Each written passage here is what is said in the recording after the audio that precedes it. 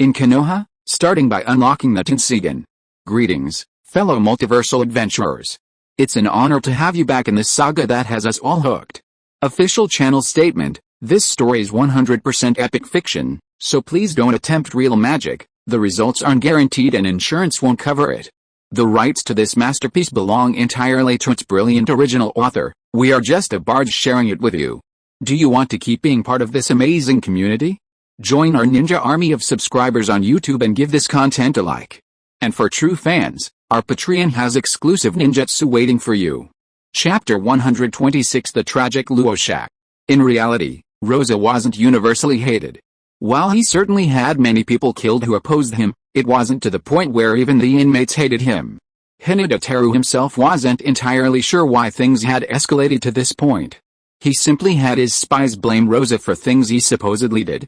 Perhaps with so many people saying this, everyone began to see Rosa as hypocritical and ruthless. They couldn't help but think that the mysterious deaths of their friends and family might be Rosa's doing, leading to growing hatred and dislike for Rosa. Hyūga Teru didn't specifically address the inmates. It's likely that the inmates themselves were imagining things, believing Rosa to be incredibly bad, and they were quick to attribute many of his crimes to him, leading to their unwavering condemnation. However, it could also be that Rosa was too harsh on offenders, leading to dislike among the inmates, making him a target of public condemnation. Hyūga Teru wasn't sure what was going on, but as long as Yakira was happy, that was all that mattered. Yukang lowered his head shyly, reaching out to block Hyūga Teru's mischievous actions, but inside, he was still very happy and soft. Let's not do it here. The environment here is terrible. Let's continue when we get home. I'll stay with you all day, okay? With this promise, Hyūga Teru's mood brightened, and he stopped and kissed her. Anything my wife says is fine. How could I object? Now let's go check on the guy who bullied my wife. He's so despicable, he needs a good lesson. Yukang nodded happily. All my wishes. The two quickly headed to where Rosa was. Rosa was now locked up in a multi-person cell. He was being tossed around like a ball. His high-spirited demeanor was long gone. He was grimy, like a beggar, and even his face was covered in black and gray footprints. It seemed his roommates welcomed him. Hey, you two, get away. This isn't the place for you. Seeing Hyūga Teru and Yakira approaching Rosa, the guards couldn't help but try to stop them. Hyūga Teru's pupils suddenly turned into complex purple patterns, and without a word, the ninjas guarding the cell lost interest in trying to stop him. What's going on? Who are you? Are you here to rescue Rosa? What's wrong with these guards? Are you two Rosa's loyal followers? The prisoners in the cell stopped punching Rosa and stared at Hyūga Teru and Yakira warily. Both were wearing robes that concealed their faces. Therefore, no one inside, including Rosa, could recognize who they were. But before Hyūga Teru could reply, Rosa suddenly burst into laughter. You ignorant bastards, do you really think I'm doomed just because I'm locked up? I was once the village shadow, so how could I not have a few loyal followers? You two have arrived just in time. Open the cell and let me out. Once I kill these people and those two advisors and reclaim the position of Wind Shadow, I will ensure you enjoy endless wealth and glory. Seeing Uchiha's rising spirits, regaining some of his Wind Shadow authority, the prisoners were terrified. No way, he really can't be Uchiha's subordinate. A man like that has loyal subordinates? That's foolish. He'd die trying to be his subordinate. Most of the prisoners had mixed expressions. But the man with a scar on his face immediately picked up a stone and pointed it at Uchiha. Stay away, you two, or we'll kill Rosa right now. Even if you kill us, you won't be able to escape the village. Bang! A dull crash echoed. It wasn't a rock hitting Rosa, but Rosa's counterattack as he slammed the scarred man against the wall, knocking him unconscious. He had been a Kazakage, after all. Though his hands and feet were bound and his chakra was restricted, his strength was still immense. After knocking the prisoner unconscious, Rosa was brimming with pride, a sinister expression on his face. He panted and glared coldly at the other prisoners. You bunch of rubbish. Do you really think Rosa, am down and out and easy to bully? Why are you two just standing there? Open the door and help me untie them. In reality, Rosa had used a tremendous amount of force in that blow. The seal on his body was tough and tight, so unleashing his full strength to knock someone away required a greater effort than usual. However, just as Rosa excitedly gazed at the two men outside the prison, hoping they would open the door, Hyūga Teru, however, put an arm around Yukang's waist and spoke loudly. Listen up, all the prisoners in there. Beat Raza to death. If you do it well, I'll reduce your sentences. I promise you this, as the future Kazekage. Hyūga Teru couldn't help but glance at Yukang. Though they didn't say anything, Yukang remembered Hyūga Teru's promise that she would be the Kazekage. Curious, blinking, Yukang whispered, Honey, am I really the Kazekage? Hyūga Teru said with certainty. Of course, you have to keep your word. Yukang felt a little uneasy, like she was being manipulated. But Hyūga Teru's motivation was ultimately for her own good, to help her vent her anger. Besides, she belonged to Hyūga Teru to begin with. Even if Hyūga Teru became the Kazekage, it wouldn't be a problem for her to give him instructions on various matters.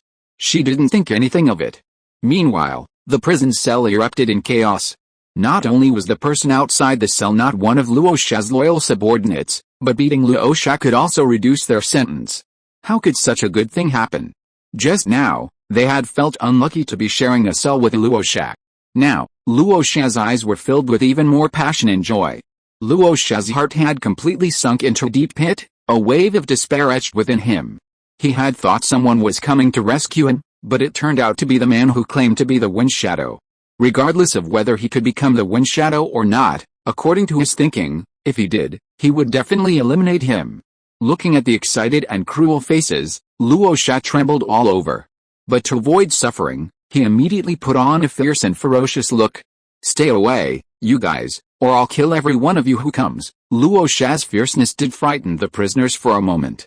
But then a dazzling flash of lightning shot out, instantly striking Luosha. His entire body flushed slightly, and even the air was tinged with a hint of burning heat. He was electrocuted until his outside was burnt and his inside was tender. After a terrible scream, Luosha felt like he had been roasted by charcoal, his whole body black and his spirit was greatly weakened. But before he could react, the prisoners rushed over. Chapter 127 Gold Miner. Raza was beaten to a pulp, unable to move, his face swollen like a pig's head, and he was barely breathing. Even the men who had beaten him couldn't believe it. Not only was Raza so easy to beat, but they, a bunch of prisoners, could actually defeat the almighty Kazekage. It was a miracle. Very good, you've done well. You must continue to take good care of him these days. When the new Kazekage takes office, your sentences will each be reduced by half. Hyūga Teru's voice rang out, delighting the prisoners around Raza. Thank you, Kazekage, for your generosity. I was originally imprisoned for 30 years, and this reduction is 15, I still have 10 years left, so half that's 5 years. Master Kazekage, you're so awesome, haha, I only had 6 years left, so I'll be out in 3 more. Master Kazekage, you truly are the most generous man in the world. The prisoners were overjoyed. Seeing this, Hyūga Teru took Yukang and turned to leave. Although Yukang didn't say anything, the way she nestled against Hyūga Teru's chest, like a little bird, said it all. Thank you, 5th Kazekage, thank you, 5th Kazekage. Waves of cheers echoed from the cell where Raza was imprisoned. But then, waves of cheers for the 5th Kazekage echoed from the other cells. This made Yukang somewhat uncomfortable, and he stared at Hyūga Teru in confusion. Hubby, wouldn't it be bad if the village knew we were in prison? Hyūga Teru remained calm and composed. What's wrong with that? If you think it's bad, why don't you reduce their sentences and make them behave themselves? It just so happens that your village is short of people. Keeping these people here is a waste of food. It's better to release them early to help with village development. Yukang was tempted, but hesitant. I haven't even thought much about becoming Kazekage. It's good enough if I don't make mistakes. The village doesn't need much development, right? Hyūga Teru couldn't help but cup her face in his hands. That won't do. After all, you're the Kazekage. If you can't bring stability, strength, and prosperity to the village, how can you be called Kazekage? Don't worry, I'll do my best to help you. After all, I'm half Sand Village. Yukang suddenly became annoyed. So, aren't you half Kumo Village too? Speaking of which, do you also belong to other villages? Hyūga Teru couldn't help but smile at Yukang's adorable jealous look. You're right. I helped Kumagakure resolve the attack on Iwagakure before, restoring peace to their village, but that's all I can do. Your village is different from others.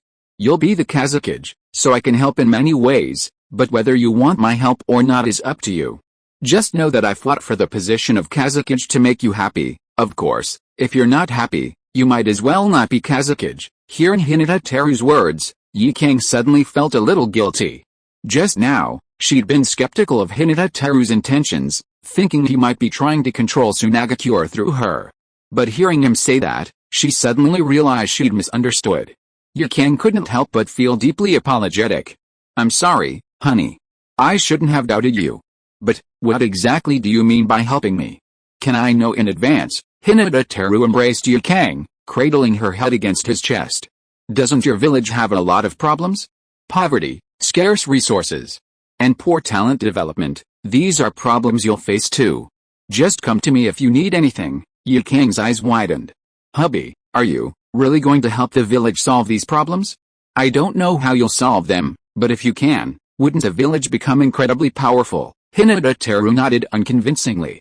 Becoming stronger is inevitable, but our future enemies may not be other ninja villages, but rather different rivals.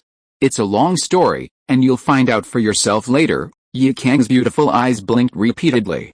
Another opponent? If not the other 4 nations, could there be others? That shouldn't be the case. Why haven't I heard of them? Hyūga Teru patted her head. It's a complicated matter. You'll find out when the time comes. For now, don't worry too much about it. After all, isn't helping your village improve what you want? Yikang hadn't turned evil. She clearly still harbored a desire to serve the village.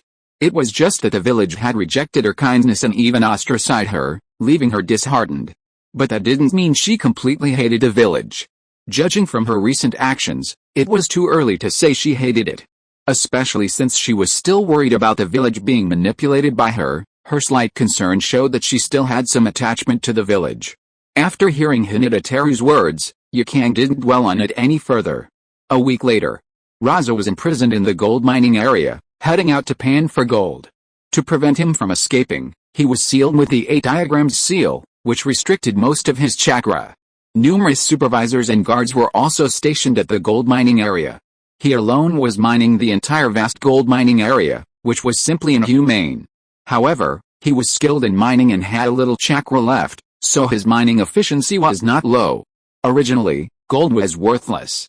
But Hyūga Teru knew that some electronic components required gold. Even if others did not value it, he would not forget it. As for Yikang, not only did he officially become the Kazekage, but the entire village's support reached a peak upon taking office. After all of Raza's misdeeds were exposed, and Yikang was the wronged hero. The villagers, feeling guilty but full of hope, naturally supported Yikang to become the Kazekage. However, on the first day as Kazekage, Hyūga Teru asked her to hand over the work to Eberzo and took her to Raza's home. To be more precise, the home of Raza's youngest son. It seemed that out of fear of Gaara, those who lived near Gaara had moved out long ago. The surrounding area was full of dilapidated houses, and even the number of people passing by was pitiful. Gaara didn't stay in the house either. Instead, he sat on the sand, playing with it, completely oblivious to the mess. But before they could get too close, a ninja appeared before them and knelt before them. Greetings, Kazekage-sama. What? Are you trying to stop me from passing? Seeing the ninja standing still in front of them, Yikang couldn't help but frown. The ninja lowered his head even lower. I'm truly sorry, Kazekage-sama. The main reason is that the one-tailed Jinchuriki can't control himself, and I'm worried that you'll be in danger if you go. Yikang chuckled and took off the Kazekage's hat. You should step back. It's just the one tail. How can I become Kazekage if I can't defeat him? There's no such thing as danger, in reality. Yikang wasn't sure, but with Hyūga Teru beside her, she felt much more confident. Chapter 128 Gaara. The ninja guard and Gaara had no choice but to leave. However, as they got closer to Gaara, the surroundings began to become restless. The wind and sand were getting stronger and stronger, and there were constant rustling sounds on the ground. A place that was apparently very deserted suddenly seemed to be much more lively. And Gaara, who was originally cute and looked a bit like a red panda. Now he was grinning like a little ferocious beast, as if he was ready to catch someone and bite him at any time. Yikang was stunned for a moment. Although she had just gained some confidence, she didn't know Hyūga Teru's strength after all, and she had never fought a tailed beast alone. She was still a little afraid. But Hyūga Teru quickly grabbed her hand, and at the same time took off the conical hat on his head and frowned at Gaara. Gaara, you can't look so fierce, you scared the scent. Seeing Hyūga Teru's look, Gaara suddenly froze in ferocity, and then kept rubbing his eyes with his little hands, as if he had seen an unbelievable scene. What's wrong with him? Did you know him before? Yukang was curious. Gaara was notoriously difficult to approach in the village. She had never expected that Hyūga Teru not only knew Gaara, but also seemed to hold a certain respect in his heart. Hyūga Teru nodded without hiding anything. I've known him for a long time. Seeing him all alone and pitiful, I took him out to play for a while. Actually, he had made a special trip to the Sands village when he received the one-tail reward. The mission he had given was a bit unusual. It required Gaara to laugh from the heart. Hyūga Teru was at his wit's end. Thinking that Gaara seemed to be lacking love and quite withdrawn, he secretly controlled the people watching him and took him out to play for several days. It was no easy task, considering the boy was a bit of a tsundere. On the first day, he was treated to delicious food and drinks and shown around a lot of things. But he still had a stern face and didn't smile. As he got better at it, he still didn't smile, and Hyūga Teru was almost thinking of giving up. On the day of their departure, Gaara clung to his legs and wouldn't let go. Basically, she didn't want to leave him, didn't want to go back to the village. It was also around that time that Gaara's relationship with her became closer. Although Gaara didn't smile, he obediently walked over to Hyūga Teru and lowered his head. Uncle. Uncle. Who is she? His voice was a bit childish, and Gaara didn't seem to be trying to apologize. He just stared at Yakura. He looked a little sullen. It seemed as if he didn't like Yakura very much. Hyūga Teru certainly wouldn't let him get away with it. He squatted down, stood in front of Gaara, and pinched his face with both hands. Although a large amount of sand began to defend itself, it couldn't resist the surge of chakra from Hyūga Teru, which dispersed it all. Didn't I tell you, if you're upset, just say it. Are you a little unhappy to see uncle and auntie together? Yakura looked a little strange, really confused as to why a child could have such thoughts, acting like a jealous woman, which was very strange. But Gaara hesitated for a moment, and then nodded, truly stunned. Uncle, it's been ages since I took you out to play. I thought you'd never come again. Hyūga Teru smiled and patted his head. Although uncle won't be taking you out often anymore, this auntie will. She's a very nice person. Almost as gentle and kind as your mother. The reason he introduced Yakura to Gaara was because, firstly, Gaara was a nice kid. He'd be very clingy if you got along well. Since his father wasn't paying him attention and his mother had passed away, having Yakura around wasn't bad either. Secondly, Gaara was incredibly talented. Even without the one tail, he still had considerable strength and was well worth cultivating. While Gaara wasn't necessarily needed to protect Yakura, having a top general and successor was definitely necessary. Gaara's expression changed noticeably after hearing what Hyūga Teru said. He'd originally refused to even look at Yakura, even dismissing him. But now, his eyes were filled with curiosity. Yakura felt embarrassed by the stare. Hyūga Teru said he was just like his mother. After all, she wasn't ready to have children yet, so she was going to adopt one? While the situation did seem similar, it was still her first time encountering something like this, so she was still a bit uneasy. But she was the Kazakage after all, and being stared at by a child was a bit unpleasant. This was a rather poor performance. For the sake of her title, she had to look Gaara in the eye. The two of them stared at each other, creating a rather odd scene. To avoid further awkwardness, Hyūga Teru spoke again. Ahem, Gaara, today I'll help you remove the monster from your stomach.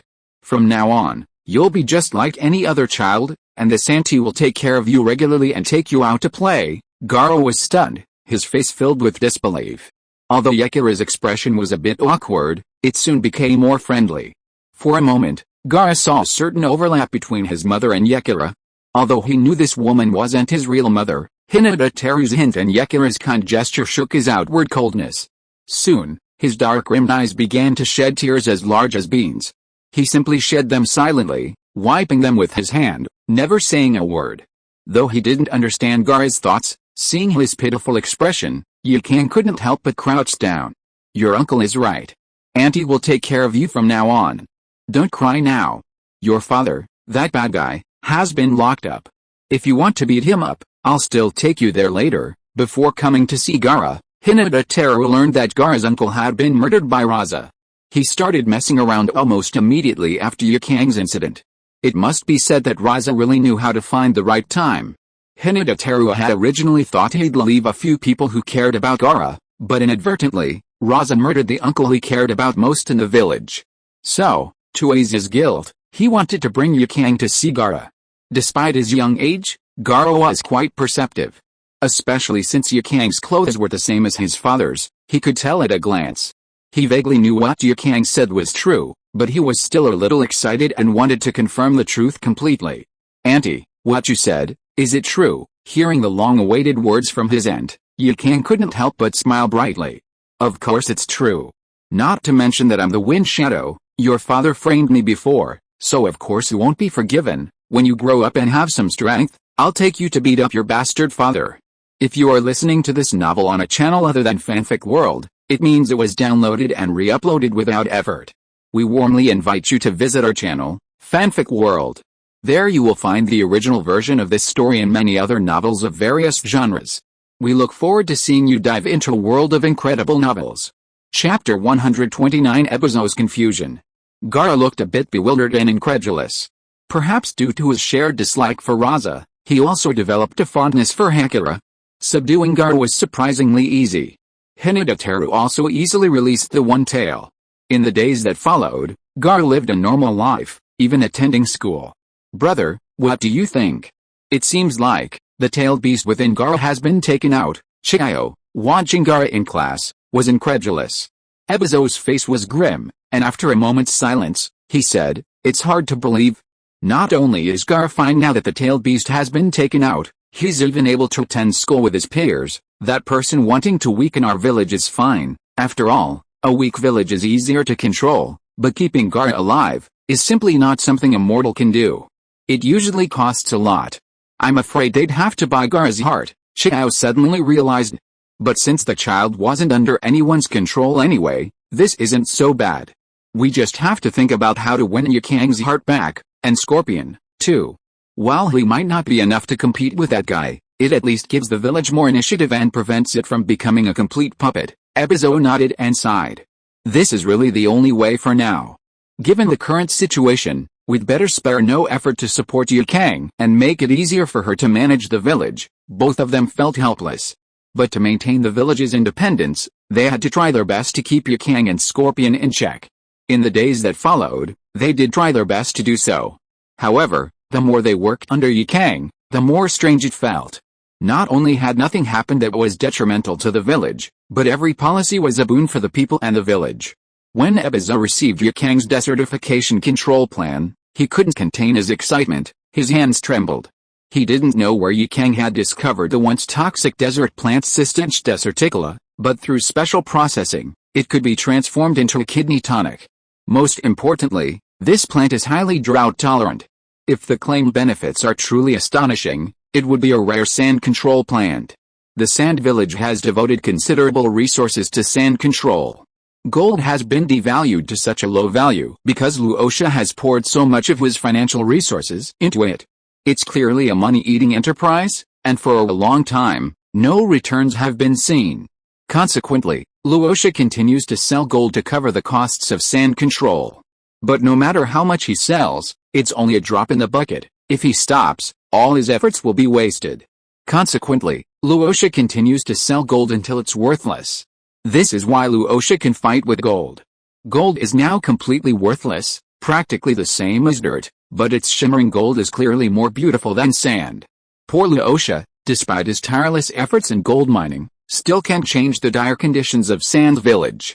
Yukang casually pulls out a plan that holds great promise for improving the Sand Village environment. It seems that some things can't be achieved simply by wishing them. But perhaps, with that person's help, even the unattainable by mortals is possible. With a heavy heart yet a sense of relief, Ebizo set about combating the sandstorm. 2 years passed. A thick forest of Systinch deserticula had grown around Sunagakure village, providing protection from the wind and sand. Thanks to the booming sales of tonics made from Systinch deserticula, Sunagakure had become significantly more prosperous in just 2 years. Systinch deserticula cultivation not only balanced the costs of sand control, but also provided the village with additional funds to import fertile soil and abundant, pure water. Every household had a small flower bed for growing vegetables or watermelons. The daily meals of ordinary families had become more diverse and varied. Even more remarkable, even the magical act of enjoying the cool air beneath a tree had become commonplace. Ebizo found himself as he played chess with Chiyo beneath the tree, occasionally glancing at a child running by. The changes are becoming more and more dramatic. I don't know if that person is truly working for the good of the village, or if he has ulterior motives. Chiyo looked irritated. You old bastard, you've said this 1,000 times, if not 10,000 times. Regardless of whether he has other intentions, isn't a better life what we all want? Besides, the village is firmly controlled by Yukang. Even if she has a husband, half of the people still lean towards the village. You worry about it all day long, and I don't know what you are worried about. You have so many thoughts on your mind. Why don't you help me think about how to persuade Scorpion to change back to his original appearance? Ebizo's frown relaxed, and a look of surprise appeared on his face. Are you talking about Scorpion creating Kara's body? Scorpion is really amazing. He created Kara as a whole with just a few parts of Kara's body. Think about him creating himself and getting rid of that half-human, half-puppet appearance. There's really no problem. Chiyo nodded in agreement. Yeah, so I was thinking, could you help me figure out how to convince him to return to his original form? I heard Kara can be resurrected, so Scorpion should be even easier, right? Well, if his parents could be resurrected, we wouldn't need to convince them, right? Ebizo casually said this, and Chiyo suddenly realized, yeah, I almost forgot about his parents.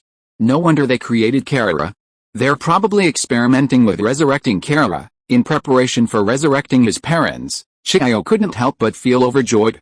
Her mood was so good that she quickly put down the chess piece in her hand. I'm not going to talk to you anymore. I'm going to go buy some things to prepare. Who knows, maybe they'll be resurrected someday, and it would be so awkward without clothes. Hey, this game isn't over yet. After all these years, do you still remember their clothes? Ebizo was frustrated and speechless, wanting to keep Chiyo to discuss it. But he also had a vague feeling that Chiyo was not only annoyed by him, but also no longer opposed Yekira's control of Tsunagakure. She was no longer wary of Yukang's husband. It seemed that slowly, he was the only one in the whole village who was still on guard against Hyūga Teru's conspiracy. Chiyo stared at Ebizo with contempt. You are so boring and annoying. You always play chess or not. When you discuss something, you play chess. Your thoughts are always stuck in the past, entangled in this and that. No wonder you live alone all your life. This, my sister, you. Ebizo was speechless. Even after Chiyo left, he still couldn't think of a good excuse to vent his frustration.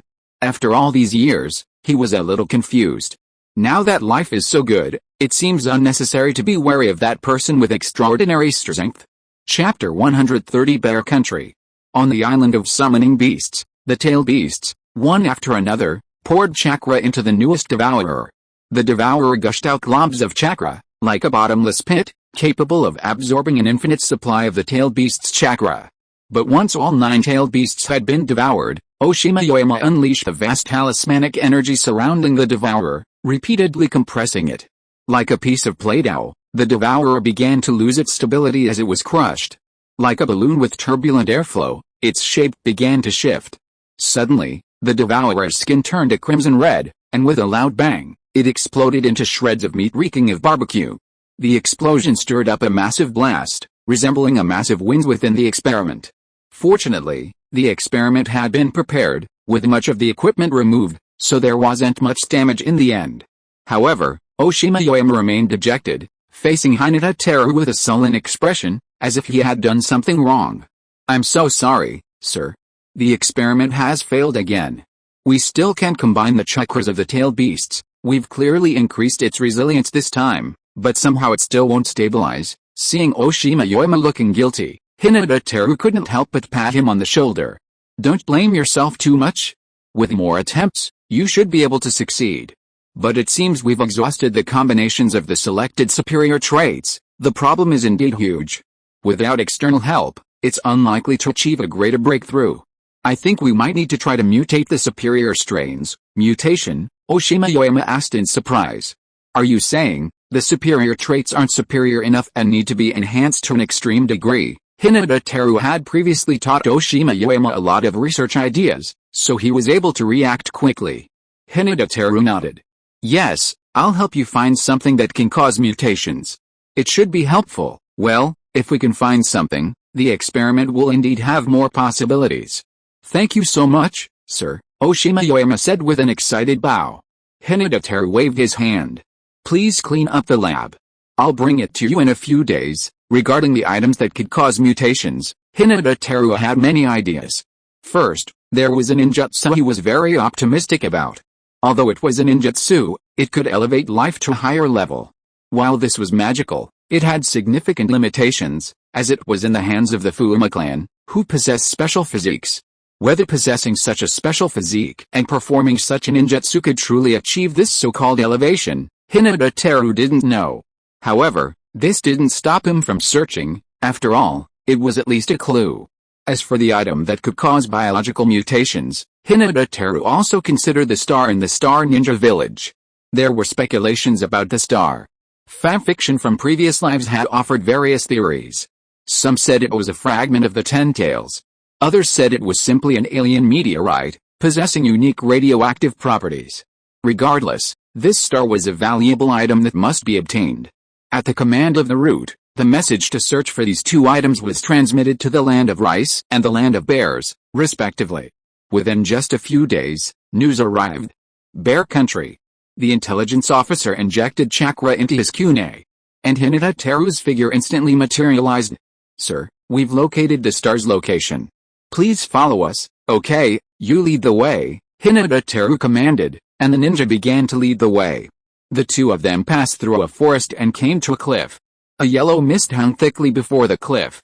Hyūga Teru knew, even without the ninja's instructions, that the mist was poisonous. So, they had to follow him around the fog. It took a while before they finally reached the other side. By then, they were much further away from the Star Ninja Village. Suddenly, the rustling of leaves echoed. A woman, nearly stripped naked except for a mask, was running. Her skin was a brilliant pink, and beads of sweat glistened on her smooth skin, revealing her graceful figure to the fullest. But her steps were unsteady, as if she might collapse at any moment. Yet she kept running. There was clearly no one pursuing her. Sir, how about I go and capture her for questioning? The intelligence officer also looked very surprised. But Hyūga Teru stopped him. I'll go by myself. You stay here and wait. This woman looked familiar to Hyūga Teru. His men's impulsiveness would probably lead to mistakes, so it was better for him to subdue her. Ta-ta-ta. With a few quick leaps, Hyūga Teru was close to the woman. Seeing Hyūga Teru's appearance, the woman suddenly clenched her kunai and gasped. You, who are you? Why are you here? Though her voice was cold, it held a hint of longing, as if seeing Hyūga Teru had liberated her. But she gritted her teeth, suppressing the urge. I'm just a traveler passing through, wanting to see what the hidden star village is like. After all, it's a ninja village, so it's quite intriguing, the woman continued, taking a few breaths. Traveler? Where are you from? Just now, I saw you clearly, and you seemed quite skilled. Hyūga Teru couldn't help but smile. From the Land of Fire. As for skills, of course you need some skill when traveling abroad. It's not safe, miss, you seem a little unwell. I've learned some medical skills. Do you need me to take a look? The woman's eyes grew even more fierce, her kunai clenched tightly, a murderous aura emanating from her. No, you don't have to meddle with my affairs. Just take care of yourself. Otherwise, don't blame me for being rude. Peacock magic wings. Suddenly, glazed wings appeared behind the woman. With a sudden flap, she soared into the air, swiftly escaping. Seeing this, Hyūga Teru didn't intend to pursue her, but returned to where the ninja was waiting. The ninja stared up at the flying woman with his mouth wide open. Only when Hyūga Teru approached did he question her. Sir, that woman actually knows the peacock magic. Hyūga Teru nodded. You go ahead to the Star Ninja Village. There's something strange about that woman. I'll go with you and take a look. Yes. The ninja was even more astonished, but didn't dare to ask any more questions, so he stammered and agreed. After the ninja left, Hyūga Teru used his invisibility technique and pursued the woman at breakneck speed. If all went as expected, that woman should be the genius of the Star Ninja Village, the memorable Natsuki Hoshi from the original novel. However, her current condition was clearly very amiss. Chapter 131, Getting a Big Deal. In a clean stream. The water suddenly splashed wildly, and the fish fled in all directions. It took more than an hour for the calm to return. Hyūga who was soaked all over, carried the limp Xiaorixing to a clean big rock.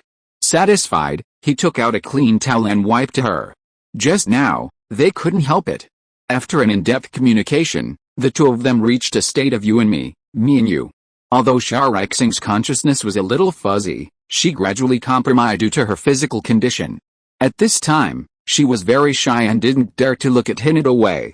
This man was her savior. But he just took advantage of her. But in the end, she couldn't control herself. So she felt very embarrassed. If she just buried herself in the water and wanted to slowly wait for the effect of the medicine to wear off, she might faint and her life or death would be unknown. For her, who still needed to live, Hyūga Teru was her savior, albeit in a way she didn't want to. Mom, please don't be shy. It's come to this. Tell me what happened. What kind of medicine did you take? When he reached Xiaorixing, she had already stripped naked and entered the water, looking like a beautiful mermaid, which made Hyūga Teru extremely excited. Furthermore, he had no way to dispel the drug. After all, there had never been an antidote for it. With the intention of saving her life, he acted impulsively. Unexpectedly, he couldn't stop this act, and it took over an hour to finish. The battle was so intense that several fish in the water were knocked unconscious. If it weren't for the fact that the water quality might have been affected, he would have wanted to scoop up a few and grill them to replenish his energy. Xiaorixing snatched the towel in anger, struggling to get up and wipe herself. I knew you had bad intentions, but I didn't expect you to succeed. But let's go our separate ways from now on. After all, we just met by chance, and I don't want to hold you accountable for taking advantage of me. You can be your traveler. I have my own things to do. However, Hinata was not pleased and pulled her slender body into his arms. Xiaorixing, now perfectly conscious, was no match for Hinata's wishes and immediately tried to struggle free. However, Hinata's grip was extremely strong and his stamina was immense. After grasping her resisting hands, his legs firmly locked around hers. Xiaorixing was momentarily unable to move, lying on Hinata in extreme embarrassment, her cheeks flushed all the way to her ears. What are you doing? Are you trying to get back at me? Don't think you can handle me just because you have the upper hand. Seeing Xiaorixing's humiliation and indignation, Hinata couldn't help but smile. Don't be so distant. After all, we're already so familiar with each other. It would be so hurtful to separate after this. Besides, I'm not someone who can't take responsibility. Just live a good life with me from now on. Xiaorixing remained furious. Don't be so self-centered, talking about familiarity. We've only met for a day, and we've only developed a small connection. I thank you for saving me, even though it was in a way that was hard for me to accept, but I have to live and I have things to do. I hope you won't make the same mistake again and destroy the last bit of goodwill I have for you. However, Hyūga Teru remained unfazed, even giving her a gentle kiss on the cheek. Actually, I have the ability to see through people's pasts. Although I came to the Star Ninja Village to get the stars, I'm happy to help you deal with those bastards. Xiaorixing, initially a little annoyed by Hyūga Teru's kiss, suddenly froze, staring at Hyūga Teru's handsome face in disbelief. How do you know there's someone I want to kill? And, why did you take the star? Don't you know that stars are harmful to the human body? As Xiaorixing said this, her expression suddenly became painful, and she was no longer able to struggle out of Hinata's grip. Is it the side effects of practicing the peacock magic? Let me see if I can help you sort out the hidden injuries in your body. Seeing Xiaorixing's painful expression, Hinata no longer wanted to take advantage of her and put her on the big rock again. Then he gathered a ball of blue light in his hands and slowly stroked her body. But halfway through, he was pinched by Xiaorixing. Don't waste your energy. The injuries caused by the star cannot be healed. What's going on? What on earth did you use? I feel that the activated chakra in my body seems to be slowly disappearing. Hinata smiled very modestly. Did I say I'm skilled in medicine? How could I possibly heal you without being sure? Let go of your hand, or you'll be hindering my treatment. Xiaorixing's surprise faded, but she felt Hinata's hand sliding continuously across her body, causing her to tense up. She didn't want Hinata's touch, but she couldn't help it. She suspected Hinata's pressing his hand so tightly during treatment was simply taking advantage. Tisk, your reaction is outrageous. Treatment is really like that. What can I do? But, just because your body has healed doesn't mean you can continue practicing the peacock technique. While I can cure you completely, continuing to practice the peacock technique will reactivate your chakra. You might think I'd go through the trouble of treating you again, but the peacock technique is terrible, and I really don't want you to endure that kind of pain again." Hearing Hineda's words, Xiaorixing felt strange. This man had suddenly appeared and taken advantage of someone's misfortune. Yet, he seemed to know everything about her, and seemed to have a way to help the village resolve the peacock magic's shortcomings. Yet, it was as if he saw through her thoughts, knowing she wanted him to fix the peacock magic's shortcomings. What was this guy planning? He came to the Star Village to take the stars, so why not take the peacock magic along with him? She didn't believe the claims that the peacock magic was bad. After all, the stars could only be used in conjunction with the peacock magic. However, Hyūga Teru seemed to know about the enemies she was determined to kill. This truly baffled her. "What exactly are you trying to do? You seem to know a lot. But why did you just ask me about that medicine? Don't you know that yourself?" Hyūga Teru nodded in agreement. The more powerful a power is, the more it has its limitations. "So, it's only natural that I don't know why you took that medicine. Tell me about it. I'm quite interested. After all, if it weren't for that medicine, I might not be having such a happy day today." Seeing Hyūga Teru's smugness, Xiaorixing felt strangely annoyed. Not only did another man suddenly take advantage of her, but this man also thought it was something he could show off. How abominable. Chapter 132 Red Star falls from the sky. But she also harbored a deep thirst for knowledge. Satisfying Hyūga's nasty habits wasn't a big deal. After all, she'd experienced worse. After figuring it out, Xiaorixing muttered unhappily. "If I tell you, can you answer some questions for me?" Hyūga, though sensing a hint of skepticism, nodded. "Of course. After all, we're so close, I'm willing to tell you even without you having to tell me first." Having received her promise, Xiaorixing spoke. "It's nothing, really. I just haven't had noodles in a while, and I accidentally ate some food left near the village. By the time I realized anything was wrong, it was too late." Her life was so miserable. It was mainly because she had to stay on the edge of the village, otherwise, Akahoshi's gang might attack her son. This was something her husband had specifically instructed her before he died. While the possibility wasn't high, it wasn't impossible. She couldn't afford to gamble, nor could she let her husband down. Speaking of which, she'd endured years of hardship and the pain of hidden wounds. But for the sole purpose of living in this world, she could only rigidly obey her husband's entrustment. She just didn't expect that she would fall into the trap of Akahoshi and others because of ordinary food, which might be the leftovers of the children. Hearing that Xiaorixing was accidentally poisoned by that kind of drug just because she wanted to eat noodles, Hyūga really couldn't understand and couldn't believe it. "It's a strange experience, but it's not very important. Although I am very grateful to those who put drugs in your food, you probably can't compromise with them. I will help you beat them down, and then let you vent your anger." Xiaorixing showed an extremely puzzled look. "Are you sure you know who I need to deal with? I always feel that you are a little weird. Although you said you can know my past." Hyūga let go of the hand that was treating Xiaorixing's hidden injury and turned her over. "Of course I know who to deal with. Aren't they the star ninjas from your village? If I capture them, I can take the stars. It's a two-pronged approach. You really know that? But why would you want to take the stars? It doesn't seem to have any other uses besides practicing the peacock technique." Seeing Xiaorixing's curiosity, Hyūga pinched her buttocks and smiled. "Don't worry about that. I don't think much of the peacock technique. Even if you learn it, you can still eliminate the side effects on your own. Haven't you always wanted to destroy that thing? Is it that now that you know I can eliminate the side effects, you're suddenly reluctant to let it go?" Xiaorixing snorted in displeasure. "Let's not talk about your strength, but if I asked you to keep this thing, would you?" Hyūga slyly pinched her fat mass. "If you insist, it's not impossible. But I can't help you for nothing. After all, no one is nice to others for no reason, right?" Xiaorixing was embarrassed by the pinch and quickly grabbed his hand, gritting her teeth. "Shameless guy, don't you have anything else on your mind? Why do you keep pinching me?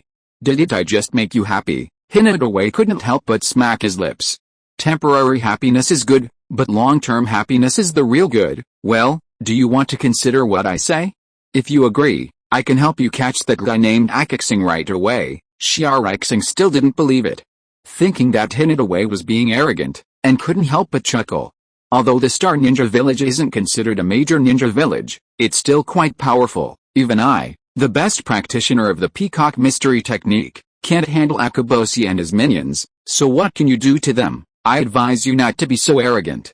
Besides, it's not worth sacrificing your life for me. Let's just say goodbye today. Snap. A crisp slapping sound echoed, and Sharaixing's pertness rippled with the waves of flesh, blindingly white.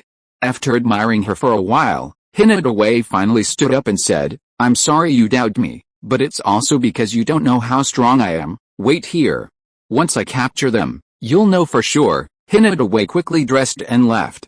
Sharaixing, barely recovered from her surprise at feeling much better, hurriedly ran after Hinata, clutching her body with worry. Hey, don't go, you're just going to die. But after a few steps, the gravel on the ground gave her a painful throbbing sensation. But looking around, not only were her clothes nowhere to be found, but her shoes and other things were also completely lost. She could only chase him in the jungle. But Hyūga Teru was too fast, and she couldn't catch up at all. In desperation, she could only return to her secret residence in the mountains, put on her clothes and chase him again. However, just as she put on her clothes and picked up her weapons to look for Hyūga Teru, 3 large black bags suddenly fell from the sky, stirring up a lot of dust. It hurts, my bones are broken. Oh, it hurts so much, my arm is broken. After hearing the miserable screams, Sharaixing realized that it was people who fell. But why do these people look a little familiar? Especially the one with the long face. Although his face was bruised, the lavender ponytail looked more and more familiar. Could it be Akahoshi? How is this possible? Even she couldn't do anything to Chizing. Now, not only was he before her, but he was completely defenseless. He looked like he was at the mercy of anyone. This was something out of a dream. Snap. A slap, accompanied by a whistling sound, suddenly struck Chizing's already pig-like face. The sudden, eerie silence enveloped Sharaixing, who had received a slap, leaving her bewildered, tears welling in her eyes. Sure enough. This isn't real? But why does my hand hurt so much? This shouldn't be. It hurts. It hurts so badly. Who the hell are you, you bitch? How dare you hit me? Are you tired of living? Just as Sharaixing was stunned, Chizing suddenly let out a scream like a slaughtered pig. He rolled on the ground like a plow, struggling to break free from the ropes. Boss. This woman looks a bit like Sharaixing. Nonsense. What do you mean by like? She's clearly. What? Why is Sharaixing here? Oh.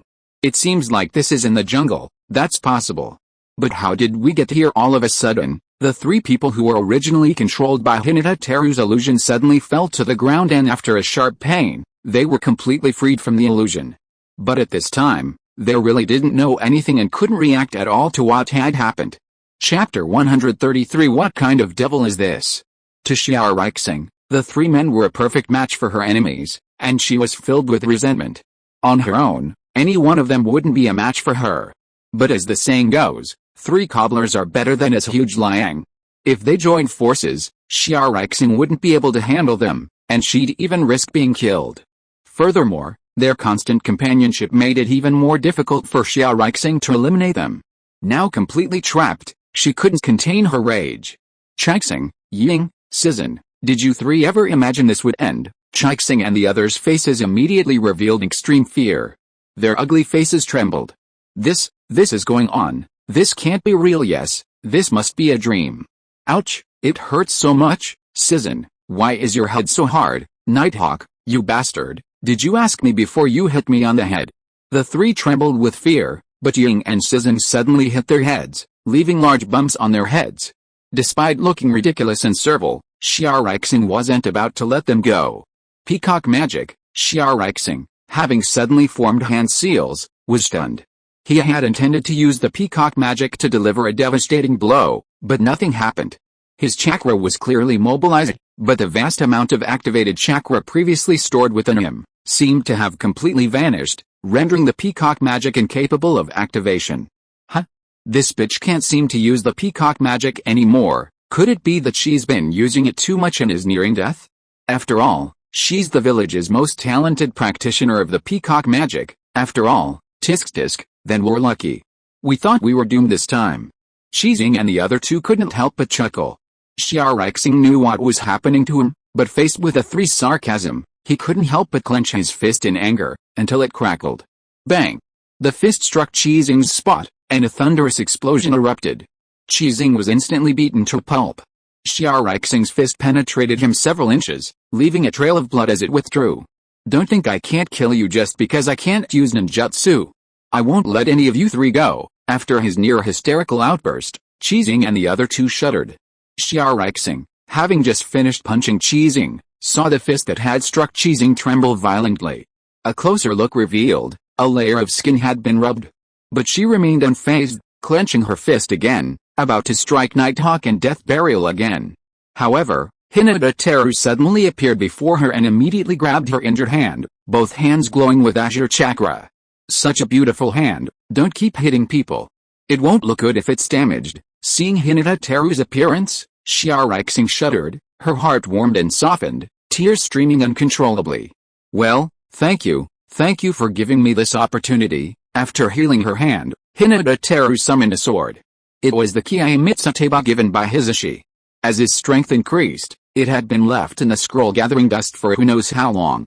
The moment the sword was drawn out, a cold blue light shone, indicating that it was an extremely sharp sword. Take it, use this sword to kill them. This sword seems very sharp. Xiaorixing was surprised for a moment before thanking Hyūga Teru. Thank you for your help. After everything is over, I will go with you. After saying this, she immediately picked up the sword, her pretty face slightly flushed, and walked in front of Ekuboshi and the other 2. Who the hell is this man? When did you find this wild man, bitch? He's the one who caught us, right? What a bitch. No wonder you didn't react when you caught us. Do you still remember your dead husband? Are you being unfair to him by doing this? Haha, forget it. This woman has no sense of shame at all. She must have been hooking up with this man for a long time. She's so dirty. I feel sick just looking at her for one more second. As Chixing took the lead, the other 2 came to their senses and began to fiercely criticize Xiaorixing. Xiaorixing, who had originally been murderous, suddenly became hesitant and her face was extremely ugly. However, Hyūga Wei came from behind her, as if teaching her how to hold the knife, and helped her hold it steadily. Then he spoke very gently in her ear. Don't worry about them. Even if you remarry after all these years, it's none of their business. Besides, you've protected your son for so many years, you've already fulfilled many of your responsibilities as a wife. While using the Sharingan to control Ekuboshi and the others, Hyūga Teru also asked them about Xiaorixing. In short, he gained a more comprehensive understanding of Xiaorixing, and his admiration for this woman who had lived alone in the mountains for 6 years, despite the hardships, for the future of the Star Ninja. Xiaorixing's confusion gradually faded, and Hyūga Teru, sensing something, led Xiaorixing to Ekuboshi. Simply killing them would be too easy for these bastards who have caused you so much suffering. Let me take you and punish them. Before Xiaorixing could react, her katana, guided by Hyūga Teru, launched a swift and fierce slash. Chi. Several slashes, so fast they seemed to have afterimages, instantly descended upon Ekuboshi's body, shredding his clothes and leaving his body covered in scars. The scars were dense, like fine silk, and only after the blow did a heavy stream of blood slowly seep out. But as soon as the blood flowed out, it flowed together, as if covering the completely naked Ekuboshi with a bloody garment. A chilling cry of pain suddenly rang out, and Ekuboshi's face, previously shrouded in terror, suddenly twisted to its limits. Within a few breaths, the pain was excruciating. Xiaorixing's face paled slightly, and her grip on the sword grew weak. She was so exhausted that she began to pant. She had merely been guided to strike Ekuboshi, yet it had drained so much of her energy. What kind of amazing swordsmanship was this? Xiaorixing's curiosity about Hyūga Teru grew even stronger. However, noticing her fatigue, Hyūga Teru whispered a question in her ear. How is it going? Can you still handle it? If not, I'll take it all. You can rest while I do it, that's fine. Though his voice was low, Nighthawk and Death Burial, who were still alive, were internally devastated.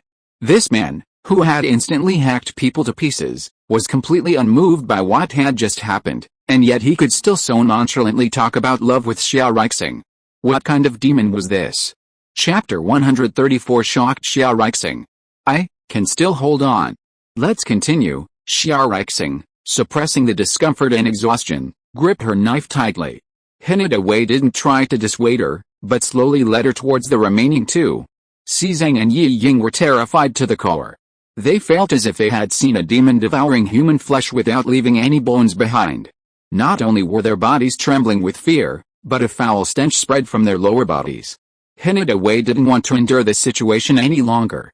With a few icy flashes, the two men's heads were severed, instantly extinguishing their life. Seeing the three people she had always hated utterly slain, Xia Rixing could no longer bear it. A wave of exhaustion washed over her. She had been dragging her sick body along for years, staring at these three people, and she was already tired. She had nearly given up many times, just when she had taken the medicine.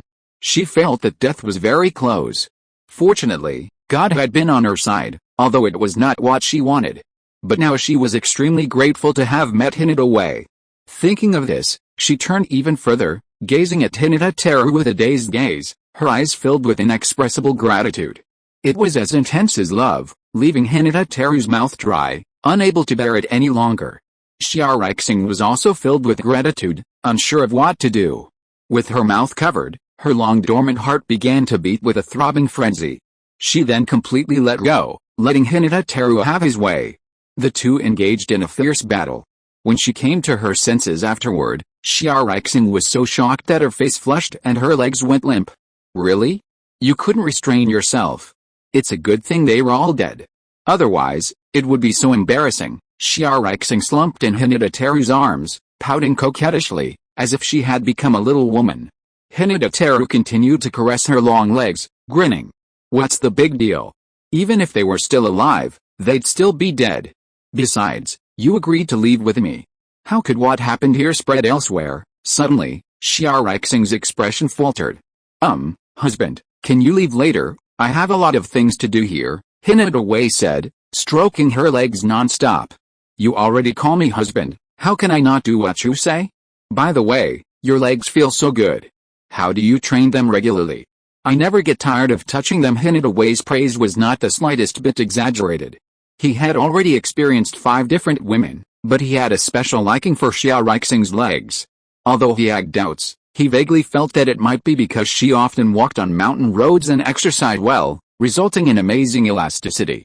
Upon hearing Hinata Wei's praise, Xia Rixing's ears turned red, and she gasped and rolled her eyes at him. I'm almost 30 years old, how can it be as exaggerated as you say, husband? But it's been so many times, husband, aren't you satisfied? Seeing Xia Rixing's slightly tired expression, Hinata Wei smiled and kissed her affectionately. You're still just as hot-headed. To have fought so many times with me in such a short time, you're truly far beyond the average woman. But my husband, I still know to exercise restraint. For your health, it's best to hold back for now. Xia Rixing felt as if she'd been seen through, her cheeks flushing. But she also keenly sensed something amiss. So she put her arm around Hinata's neck and looked him straight in the face. My husband, while I wouldn't mind you having so many women, since I'm already a spent woman, could you please tell me the truth? How many women have you had? You give me the impression you're incredibly experienced. Seeing Xia Rixing's eyes brimming with curiosity, Hinata spoke emphatically. Not many. Including you, that's 6, and we've all had children with them. If you want children, we should be able to have one this year if we work hard. 6 already, including me. Xia Rixing nearly fainted from shock, but then she thought of Hyūga Teru's astonishing ability and felt relieved. That aspect was so powerful that even one person alone wouldn't be able to handle it. While 5 was a bit of an exaggeration, Xia Rixing could sense it.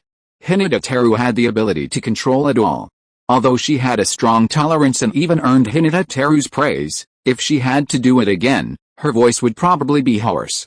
Fortunately, Hyūga Teru was experienced and seemed to see that she was nearing her limit. He didn't torment her any further and instead remained gentle with her for a moment. He then carved intricate patterns into her body and gave her a set of clean clothes. Those carvings you just made, weren't they for added interest? I feel like they're restoring some of my chakra. Hyūga Teru nodded. Yes, they are storing your chakra. This thing is called the Yin Seal. It stores the chakra you don't normally use. Once it's stored, it guarantees eternal youth. Eternal youth? Are there such powerful ninjutsu? After being surprised for a moment, Xia Rixing looked a little embarrassed. Speaking of which, my husband, my peacock technique is no longer useful. Can you give me some unimportant ninjutsu? I want to learn some self-defense." Without much hesitation, Hinata took out a scroll-like document from a scroll. "You already call me husband, why are you still being polite to me? You should not only want to learn self-defense, but also want to pass on some to the people in your village." Xiaorixing was extremely surprised when her thoughts were touched. "Husband, how do you know all this? Did you learn about it from my past?" Hinata shook his head. "Because I have a wife, and the situation in her village is also very bad. At the beginning, she was embarrassed to ask me for things. But the situation in her village is indeed bad, and she has to seek my help. The way you are hesitant is very similar to her, so I guessed it at once. The Sand Village is no longer what it used to be, but Yi Kang's embarrassed expression had appeared countless times in the beginning. Knowing that she was thin-skinned, Hyūga Teru didn't need her to say anything later and directly brought it up. When she heard what Hyūga Teru said about Xiaorixing, she was shocked.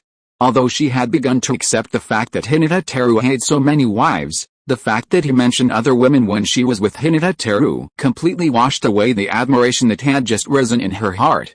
However, after opening the scroll, she was completely stunned when she saw nearly 1,000 ninjutsu sizes, from D level to A level. The entire scroll was more than 10 meters long when it was stretched out. Not only did it record the ninjutsu, but it also recorded more detailed training methods, as well as possible problems and solutions during training. If the above content is true, even the Hokage of Konoha village would not be able to take out such a treasure so generously, right? Chapter 135 The Big White Worm is amazing again. Actually, I also gave one to my wife in the Sand Village. This one's a backup, don't be too surprised. Xiaorixing, overcome with excitement, suddenly lost her temper. This newly acknowledged husband, he really didn't know how to read a word. How could he repeatedly mention other women when he was in front of her? Could he just give her a little warmth? But after all, he was honest, he probably had good intentions. As Xiaorixing pondered this, her gaze returned to the vast amount of ninjutsu on the scroll, and she suddenly remembered something else she seemed to be agonizing over. Wait, husband, you've got me confused. Speaking of this, what's going on with this scroll? Aren't these ninjutsu fake? Even if they were real, who would give so many ninjutsu away? You said you gave it to my wife in the Sand Village. You can't have tricked every woman into it like this, right? Hyūga Teru was a little bewildered by Xiaorixing's suspicions. But he was truly generous, and what he gave was genuine. He wasn't afraid of her doubts. After all, 2 years had passed, and Kado Matsukumi's cooldown had already expired twice. All of Konoha, even Kumagakure, was his. Sand Village was also half his, and ninjutsu and other skills were readily available. Since Yakira was short on ninjutsu resources, Hyūga Teru simply copied a few from Konoha and Kumagakure, though he hadn't actually copied the crucial forbidden techniques. However, over the past few years, with the exception of the 2 women from Kumagakure, all the other women had gotten in touch. Yakira, though surprised by Hyūga Teru's generosity, still accepted the gift. Speaking of which, she was quite touched that day, but she spent a lot of time playing with Hyūga Teru. Later, she became pregnant, something she couldn't hide. Hyūga Teru had no choice but to create a fake account and officially marry Yakira in the Sand Village. Of course, Konoha wasn't left behind, and since they had a child in Kumagakure, they naturally caught up as well. The past 2 years had been nothing but a hustle and bustle of life. Of course, these were just small details for Hyūga Teru. For everyone else, it was a truly earth-shattering event.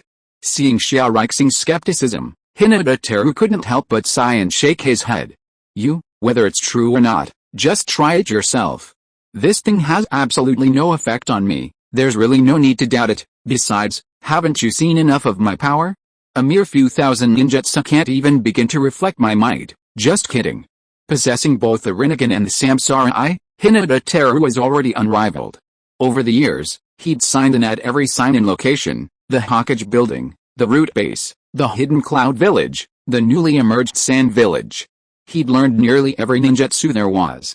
Furthermore, he'd consistently signed in at the Uchiha headquarters, and his eyes had already evolved into the Rinnegan.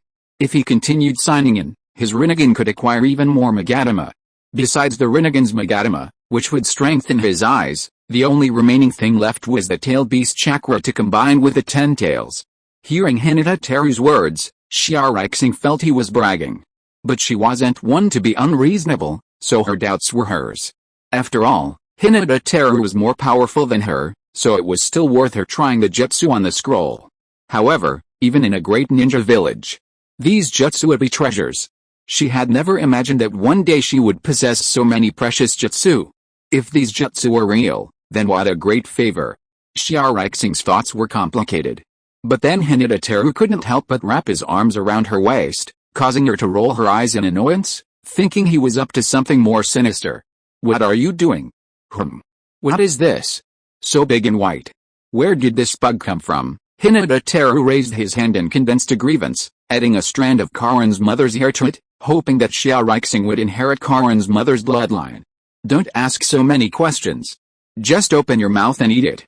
It will make your ninjutsu practice much easier. For those without bloodlines, even the most talented have to face 3 major limitations when practicing ninjutsu. The first is chakra. Lack of chakra is an absolute and fundamental flaw in practicing ninjutsu. Secondly, there's the body's ability to recover. Chakra flowing through the meridians can damage them. Even daily ninjutsu practice requires moderation, otherwise the body will be paralyzed. Finally, there's the profound innate talent and understanding, something Shiarixing likely possesses. After all, she's a rare talent in the Star Ninja Village, the best at mastering the Peacock Mystic technique.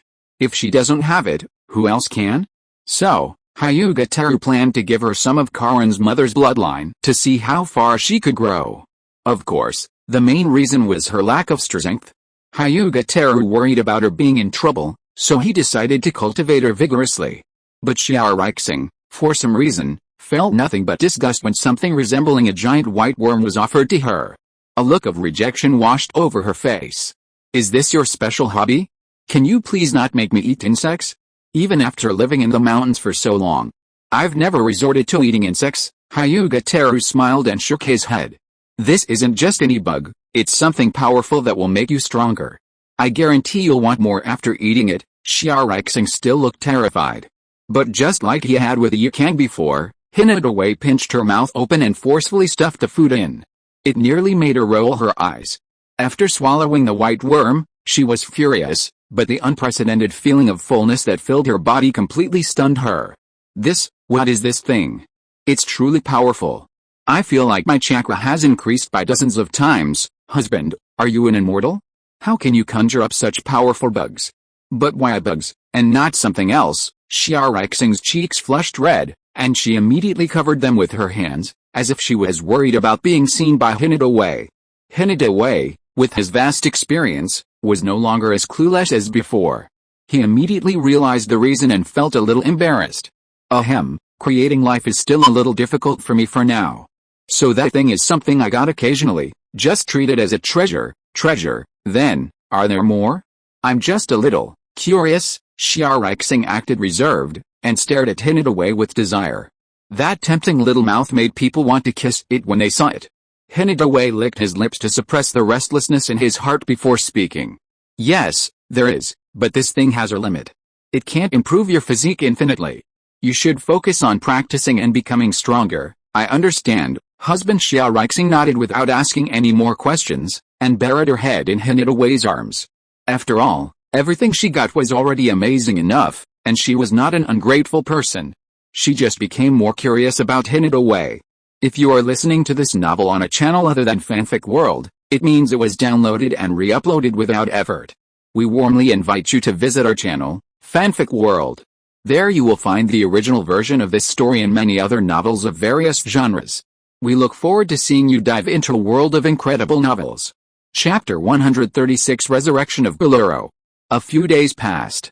On the island of summoning beasts, watching the star radiate a special energy, constantly illuminating the various samples in the petri dishes, Hyūga Teru couldn't help but ask, how is it going? How is the progress? Oshimayama looked delighted. Sir, what exactly is this thing? It's really as you said, it can rapidly mutate organisms, although not all the mutants are of good quality, at least the mutation rate is over 100 times faster than usual. I estimate that it won't be long before we can cultivate a suitable new species. After listening to the report, Hyūga Teru nodded. Very good, but what about the mayfly jutsu I gave you? Is there a way to record that jutsu on talisman paper so that future devouring insects can use it? The mayfly jutsu is a secret technique of the Fuma clan. In the original novel, it instantly transforms a misshapen creature into a fury-like being. Hyūga Teru was still amazed. If he hadn't defeated the current mayfly jutsu practitioner, he wouldn't have been able to learn this jutsu. He actually wanted to try it out, to become a being beyond the mortal realm. Meanwhile, Oshima Yoyama's expression was somewhat solemn. That jutsu. I don't know the specifics of it, but it can sublimate energy. It's truly incredible. According to the instructions in the training manual, it requires a loss of vitality to release, and before that, chakra must be concentrated on the back for a long time. If you want to engrave it on talisman paper, it would probably require an extremely impressive level of sealing technique, and Hanoka's level isn't quite up to par yet. Hyūga Teru rubbed his chin. Is that so?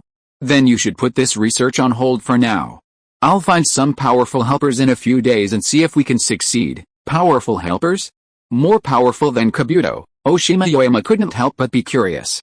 But the fact that he started with Kabuto showed his admiration for him. Hyūga Teru smiled and shook his head. Kabuto's so young, he only knows a few medical ninjutsu. He's nothing compared to them. He's a very capable helper, so don't overthink it. By the way, where's that little Kabuto? It's getting late, I have to take him back. Oshima Yoyama couldn't help but look sheepish.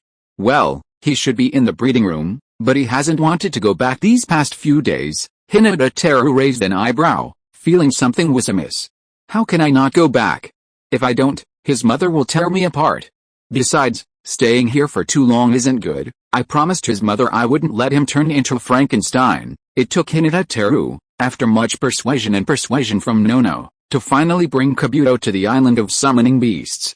Kabuto was a quick learner and had absorbed a great deal of knowledge.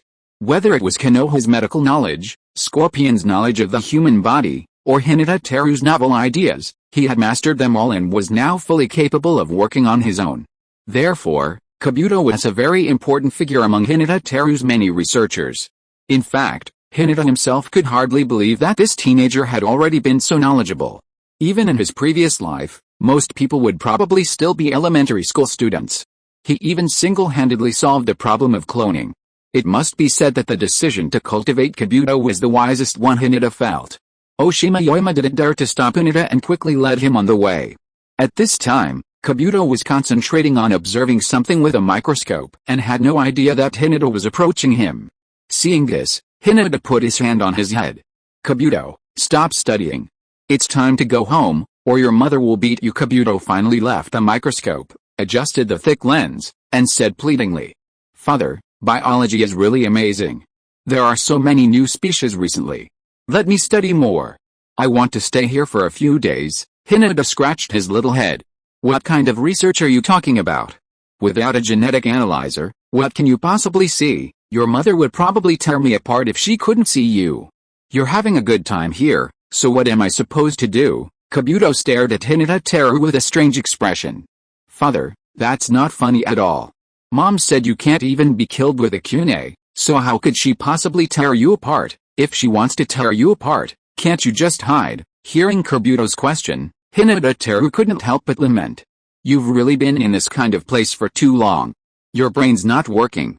I think it's necessary for you to stop researching for a while. Kabuto's usually calm face suddenly showed panic, and he quickly hugged the microscope. No. I don't want to leave. Everyone here is so nice to talk to. I love it here. I really don't want to go back. They were all so nice to talk about, and they mostly talked about research. It wasn't like when Ono asked him if he wanted to go out with a girl or something like that the moment he arrived in Konoha. It seemed that Kabuto had always been uninterested in most things. So, Yakushi Nono had long been considering arranging a blind date for him. Just to make him look happy, more normal. Honestly, Hyūga Teru was quite envious of him, almost wanting to be Nono's son. But Yakushi Kabuto wasn't appreciative at all. After just a short time interacting with the girls, he despised them for being childish. This only made Nono even more anxious, and Kabuto even more interested in research. Hyūga Teru, firmly on Nono's side, couldn't let him continue like this. Reaching Kabuto's head with a large hand, Hyūga Teru sternly said, whether you go back or not is not up to you. In a split second, Hyūga Teru slipped away with Kabuto. After seeing Kabuto off, Hyūga Teru arrived at the Sand Village. He skillfully made his way to Scorpion's laboratory, where Scorpion immediately stopped what he was doing and turned to stare at Hyūga Teru. "Sir, you're finally here. Is that Carola's clone? Does it meet the requirements?" Hyūga Teru hadn't come to chat, but mainly to test her hypothesis. Using a clone as a sacrifice for impure world reincarnation, and then using his own reincarnation to revive the impure world reincarnation, could true resurrection be achieved? Scorpion nodded slightly. "Yes, sir, the clone is fully mature, and its key thought centers have been destroyed. If you wish, you can use it as a sacrifice anytime." Gazing at the naked Carola for a moment, Hyūga Teru casually pulled out a scroll. "Okay, I'll try to resurrect her. If she can be resurrected, you should also prepare clones of your parents." "Yes, sir." Scorpion's voice was filled with emotion, his gaze fixed on Hyūga Teru. Although he had always acted cold and emotionless, that was because his emotions had been extinguished the day his parents died. Now with the opportunity to resurrect his parents, how could he not be excited? At this time, Hyūga Teru spread out the scroll, walked in front of Galera, and immediately performed the god-level impure world reincarnation technique. Chapter 137, Eye Drops for Gyalo. Unlike ordinary impure world reincarnation, Hyūga Teru's divine-level impure world reincarnation far surpasses the power of Kabuto Yakushi in the original novel. Not only does it allow the subject to regain 100% of their original strength, but their physical state also closely resembles their original form. However, their bodies are devoid of life, just one step away from being alive. As the ground unfolded with complex patterns, the clone of Geru, in the center of the glass chamber, was suddenly enveloped in a vast expanse of mud, then coated in a layer of slightly darkened skin. Aside from the dullness, everything else was identical to the original Geru. She had originally been completely naked, but now, in an incredibly awkward way, was clothed. However, at that moment, the entire glass chamber shattered. Hyūga Teru reacted quickly, scooping her up in his arms. Geru was carried to the prepared bed, but before she was even set down, she opened her eyes. "Where is this place? And who are you?" Hyūga Teru casually responded to Geru's bewildered expression. "This is where the living exist. I summoned you, and now I'm preparing to resurrect you." "Resurrect, sir? You're kidding, right? How is that possible?" Although the only shots of Galera in the original story are photos and her appearance as a mother, one has to admit that her every move is filled with endless tenderness. Even her doubts are soft, not at all offensive, as if she were narrating an ordinary matter. Hyūga Teru smiled and placed his hands on her chest. "Is it true? Why not try it? You're the first person in this world to be resurrected. If you succeed, you won't suffer any loss. You can live with your former family. If you fail, you'll have made a great contribution to this innovation." Galera was momentarily surprised, but then Hyūga Teru's hands began to glow with a sky-blue chakra light. As the chakra light flowed into Galera, she revealed a look of intense curiosity. It was as if her soul was gradually merging with her body, and her body began to feel a slight sense of life. A warm, inexplicable feeling of fulfillment, and a relentless throbbing surged over her like a tide. Finally, a sharp throbbing erupted from her heart, as if two hands had completely plucked her from the water and placed her on flat ground. Her soul, restless, now found a solid foundation. "Is this resurrection? Amazing. I feel like it'll be alright soon." "Yes, I can feel your heartbeat too. It seems things are going much more smoothly than expected. Congratulations on your return to this world." Hyūga Teru moved his hands to other parts of Kaoru's body, a sudden change that made Kaoru's cheeks flush. But soon, she felt her body freeze, completely numb, as if she had lost control of her body. However, the areas where Hyūga Teru's hands had rested began to regain sensation, reminding her that he was still selflessly resurrecting her. While this filled her with guilt, she also began to accept the roaming of Hyūga Teru's hands across her body. But at the same time, the clothing she had condensed within her body began to shatter. As her senses slowly returned, her sense of touch grew sharper. Her cheeks flushed even more, as her clothes were becoming increasingly sparse. "Madam, you seem to be in good spirits. You're so rosy so quickly." Hyūga Teru, perhaps aware of what might be wrong with her, teased her to avoid embarrassment. This, however, only made Kaoru even more shy, and she pursed her lips, as if afraid of saying something wrong. Finally, her meridians were fully revitalized, and Karuya was slowly helped to her feet by Hyūga Teru. She looked more alive than before, and she wore a womanly, shy expression, as her clothing was shredded to shreds. Any movement could leave her naked. Meanwhile, Scorpion, standing by, had no interest in watching this magnificent spectacle. His clenched fists finally loosened. Master Teru. I'll excuse myself. Oh, well, if you have something to do, leave now. I'm here. Hyūga Teru, sensing the excitement in Scorpion's voice, didn't bother to stop him. As soon as Scorpion stepped outside, the long-suppressed emotions finally found relief. Though tears couldn't flow, an inexplicable throbbing welled up in his heart. As for Scorpion's briefing, it had made Karolulu instantly aware of someone else's presence, and of witnessing her being groped all over. This was completely new to her, and a strange feeling washed over her, leaving her feeling a bit dizzy. However, as she was being helped to her feet, pieces of her clothing fell off, causing her to look terribly embarrassed. Sir, could you give me some clothes? Hyūga smiled and shook his head. Let's see how you recover. If anything's wrong, we'll continue treatment. You can't put on clothes, or it'll be very difficult to find the cause. This was indeed a very serious matter. But seeing Karolulu's shyness made Hinata feel a little itchy. She had given birth to 3 children, yet she was as shy as a young girl. But she had to admit, she had a nice figure, perfectly curvy and with skin as smooth as jade. That old bastard, Raza, is truly blessed. But since I saved her, a little perk shouldn't be a big deal, right? Kaoru was helpless, but to divert attention, he asked suspiciously. Sir, then what exactly are you resurrecting for?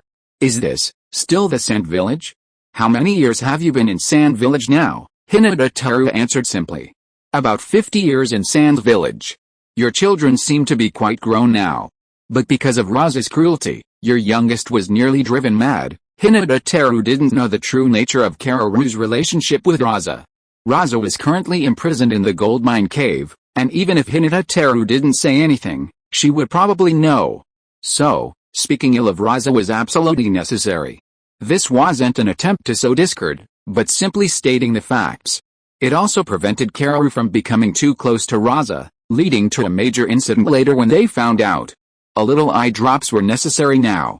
The youngest child? Are you talking about Gaara? The moment Hyūga Teru mentioned Gaara, Galara became unsettled and possessed. A faint look of pain flashed across her face. Hyūga Teru noticed her strange expression but didn't hide it. Yes, you should know that he would become a Jinchuriki, right? Come to think of it.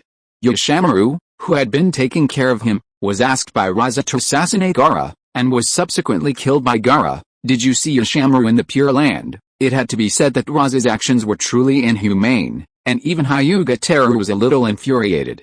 Chapter 138 Minato and Kushina. Karuya, who was very close to Raza, saw her expression change drastically the moment she heard what Hyūga Teru said. An expression of disbelief and immense pain crossed her face. Sir, is everything you said true? Did Raza really do that? Tears silently streamed down Karuya's delicate cheeks, completely forgetting that her clothes had been completely shredded. They were like drops of water sliding across white jade, adding to its delicate, watery luster. Seeing her reaction so strongly, Hyūga Teru couldn't help but feel deeply relieved. This was the effect he had wanted. Otherwise, if she were to resurrect and side with Raza, remaining stubbornly incorrigible, her resurrection would be in vain. Whether what I said is true or not, you'll find out when you find out. But now that the Kazekage has been replaced, there's no need to worry about Gaara's life. Gaara has not only returned to normal life, but is also working hard to become a ninja.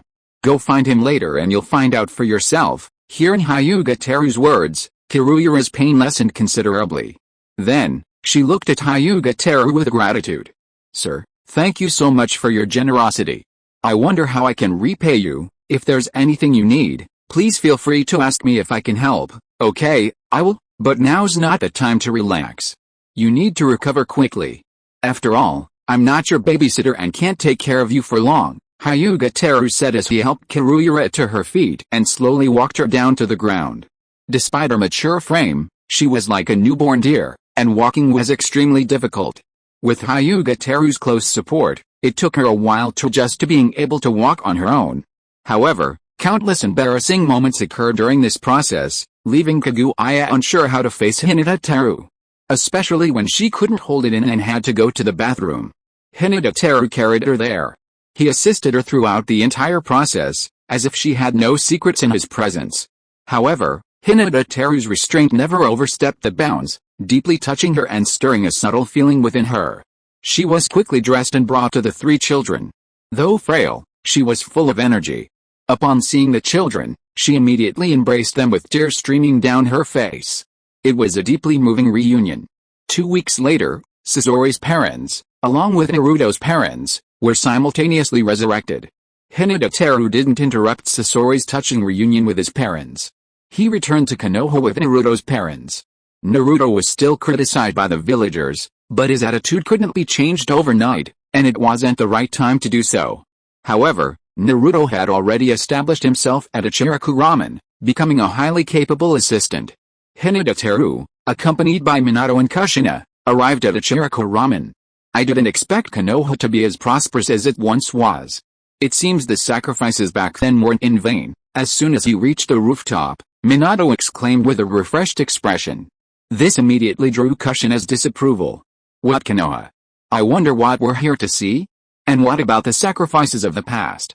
If I'd lived back then, I'd have escaped Konoha with Naruto rather than stay in this shabby village. Kushina had already harbored some resentment towards Konoha, having previously mentioned Hyūga Teru's situation and Naruto's part-time job at a noodle shop. Minato scratched his head awkwardly and immediately apologized submissively. Honey, I know I was wrong. Can you come down? How about, let's go downstairs and have some noodles? Minato said this, looking hesitantly at Hyūga Teru. Although Hyūga Teru was a member of Konoha's Hyūga clan, he still shocked Minato somewhat.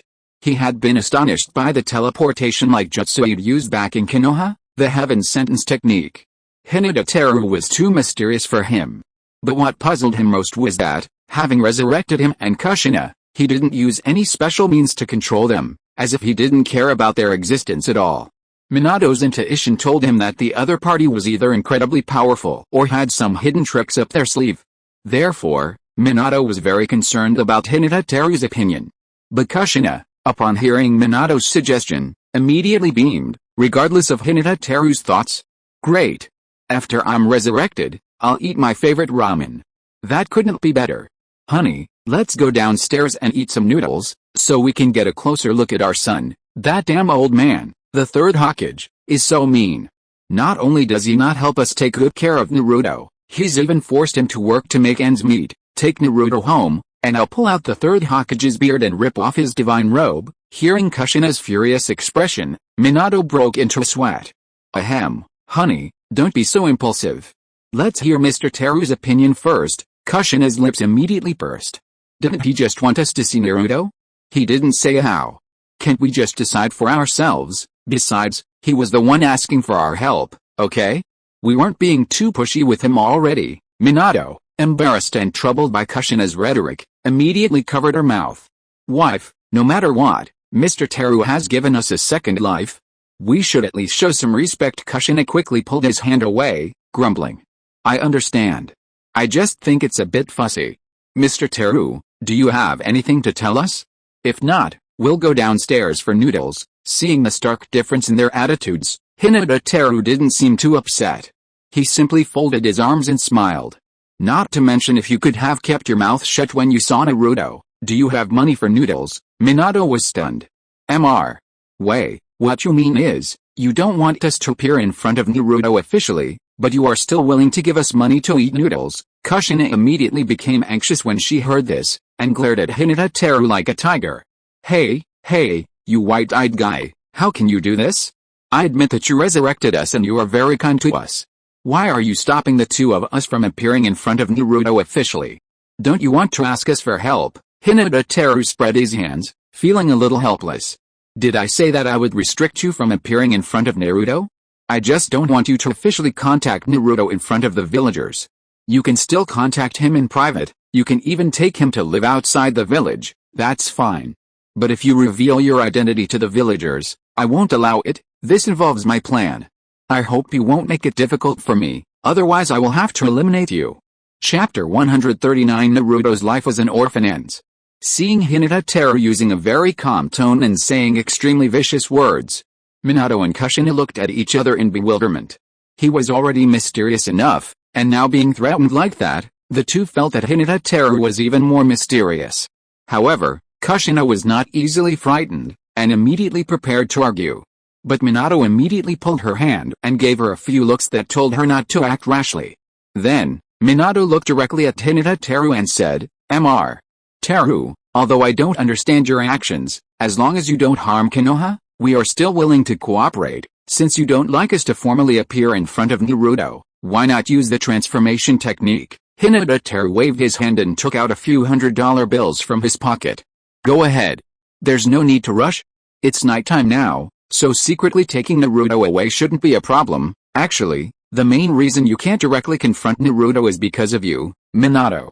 I don't want you to continue being Hokage, understand? Hokage and son, you make your choice. After all, the third Hokage had become a complete puppet. If Minato disobeyed and insisted on returning to Konoha and taking control of everything again, wouldn't Hyūga Teru's kiddo Matsukami be wasted? So, Minato could live with Naruto, but only in secret, not openly in front of everyone." After hearing Hyūga Teru's explanation, Minato and Kushina were both stunned. Kushina was stunned for a moment, then her gaze fixed on Minato. "Honey, what do you think? Do you still want to be the lousy Hokage?" Although Kushina's tone was gentle, her eyes were questioning, and her expression revealed dissatisfaction. Minato felt a slight sense of embarrassment and scratched his head awkwardly. "I haven't thought about it, but I promised Mr. Teru, it's okay. After all, the village is so different now," Minato said hesitantly, but it wasn't that he wanted to continue being Hokage, but rather that he was confused about Hyūga Teru's intentions. Especially not letting him become Hokage. He could accept that, but it still felt a bit strange.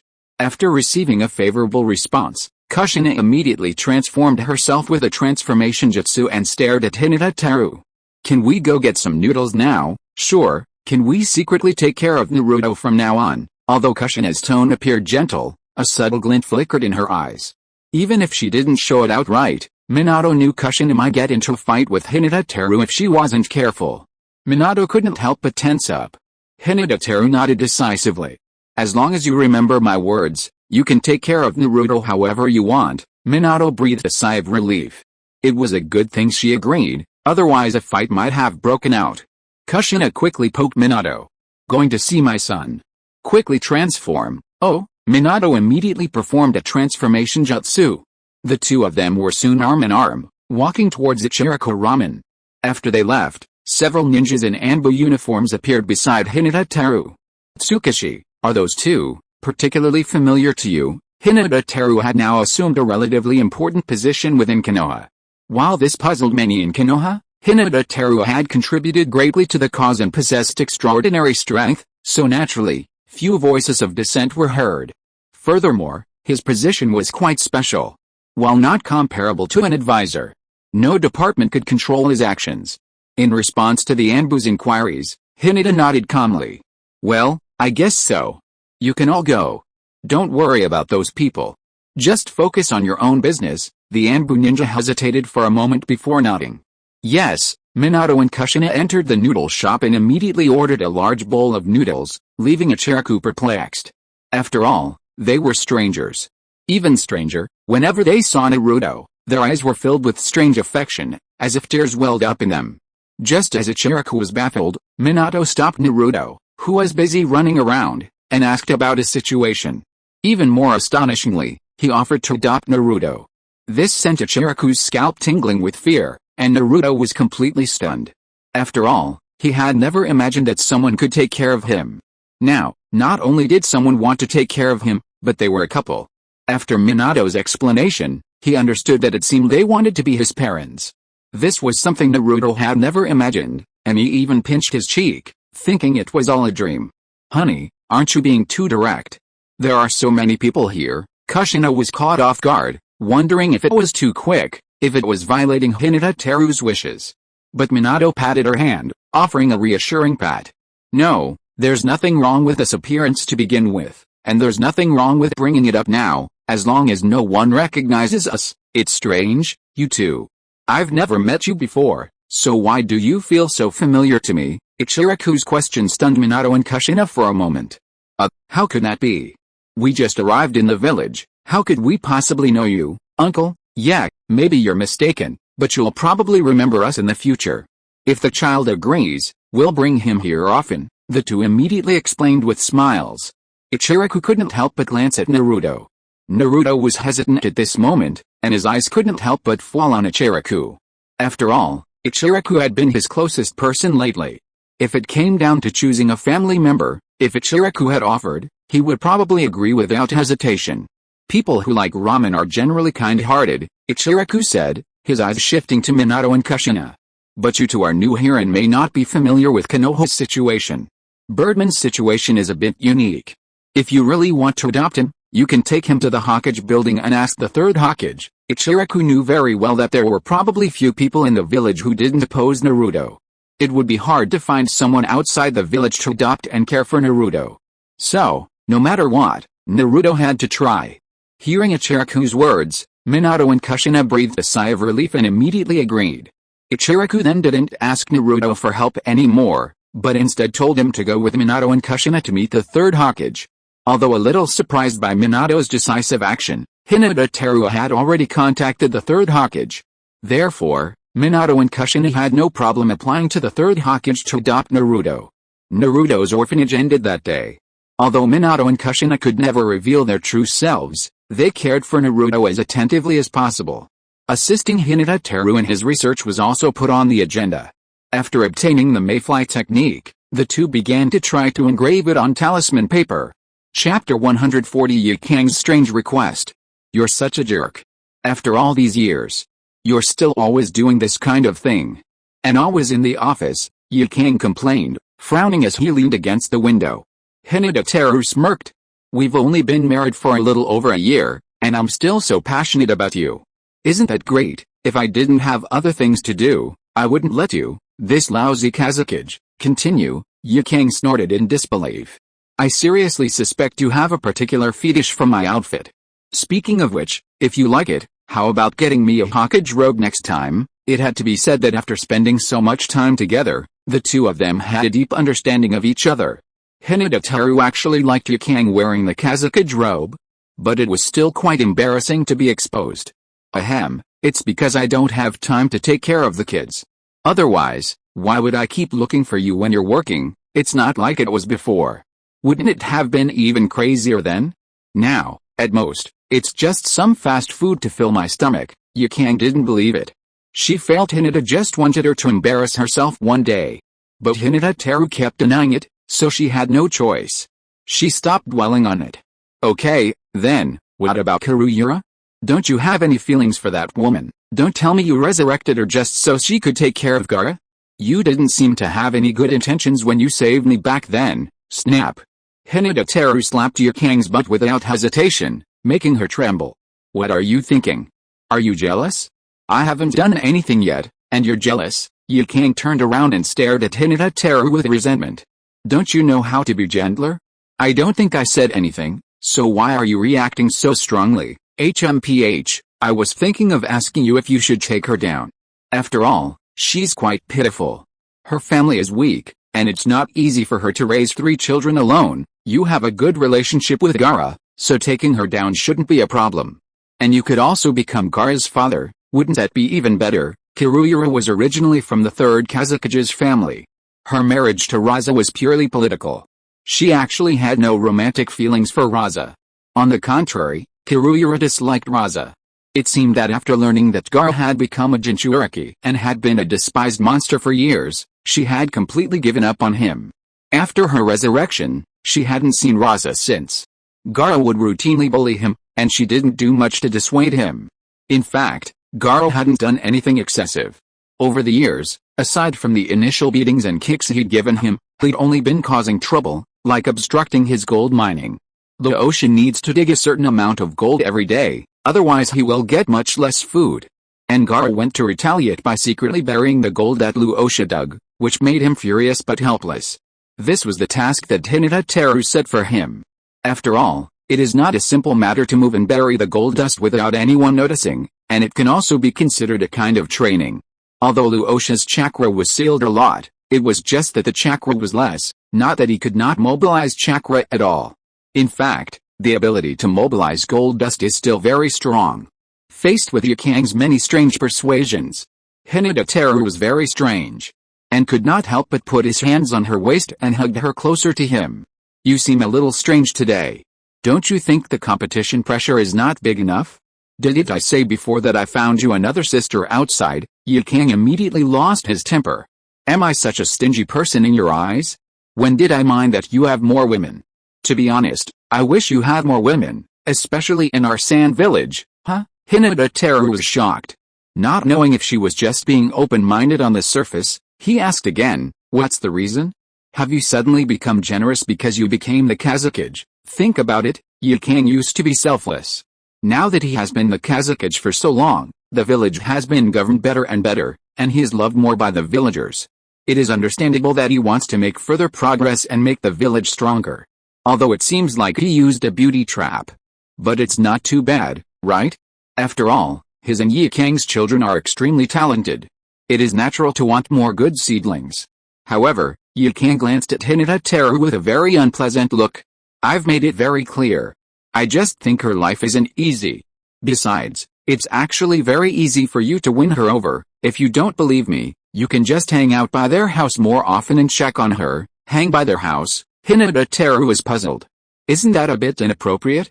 After all, she has 2 other children. There's a lot of gossip in the village, right? Yukang was immediately dissatisfied. I've already said this, are you going or not? You're such a fussy man. Do you still want me to push you? In truth, Yukang didn't have much else on her mind. She just felt that it was a bit difficult for Jaialulu to be alone. She could help financially, but not physically. And to avoid the possibility of being discovered and embarrassed by her subordinates in the office, she came up with a stupid trick to encourage Hyūga Teru to win Jaialulu over. Ahem, okay, I'll check on her more often. Although it felt a little strange, Yukang said it, and Hyūga Teru could only awkwardly agree. In fact, he still liked Jaialulu. According to Boss Yeo, his beautiful wives and concubines were indeed incredibly delicious, making him want to try them all. Since Yukang had spoken, he didn't feel comfortable refusing. In the days that followed, Hyūga Teru followed up on his research as usual, playing with his wives and taking care of the children. Occasionally, he'd visit Karuyura's home. With his Flying Thunder God technique, he didn't need to watch from outside, he could simply walk in silently. He'd thought Yukang was overthinking it, that Karuyura couldn't possibly have any special feelings for him. But that day, after the children left, Karuyura made sure they were out of the way and immediately locked the door. Then, noises began to emanate from the bedroom. Hyūga Teru happened to hear them and was startled. No wonder Yukang was so sure he could easily take down Karuyura. This was the reason. Hyūga Teru couldn't believe it either. Karuyura kept repeating his name. When had this entered her heart? Hyūga Teru was puzzled, but as Galera's calls grew louder and louder, he found it difficult to control himself. Chapter 141, A Myriad of Events. True to the principle of staying true to one's word, a fierce battle soon ensued in Karu's room. Afterward, Karu, blushing, nestled against Hyūga Teru's shoulder, breathed a sigh of relief, speaking with a mixture of satisfaction and worry. Teru-sama, it seems quite late. The children should be back by now. Why don't we call it a day? Hyūga Teru couldn't help but kiss her lips, drawing a glint of love before relenting. Why don't you confess to the children sooner rather than later, so you don't suffer any more? After all, it was Raza who wronged your family first, and he only has eyes for the Hokage. Karu, eyes gleaming with fascination, said shyly. This Gar might be okay with it. Temari and Kankuro, Hyūga Teru persisted. How can we know if we don't try? They'll find out eventually anyway, and they'll be closer to you, right? Though still apprehensive, it was clear that Temari and Kankuro preferred Karu's gentle demeanor. After all, Raza was always busy with village affairs, giving them free rein. He even persecuted Gar with extreme cruelty, leaving them with a profound psychological scar. By any measure, Raza was a profoundly unfit father. Hyūga Teru was confident he could do a better job than Raza.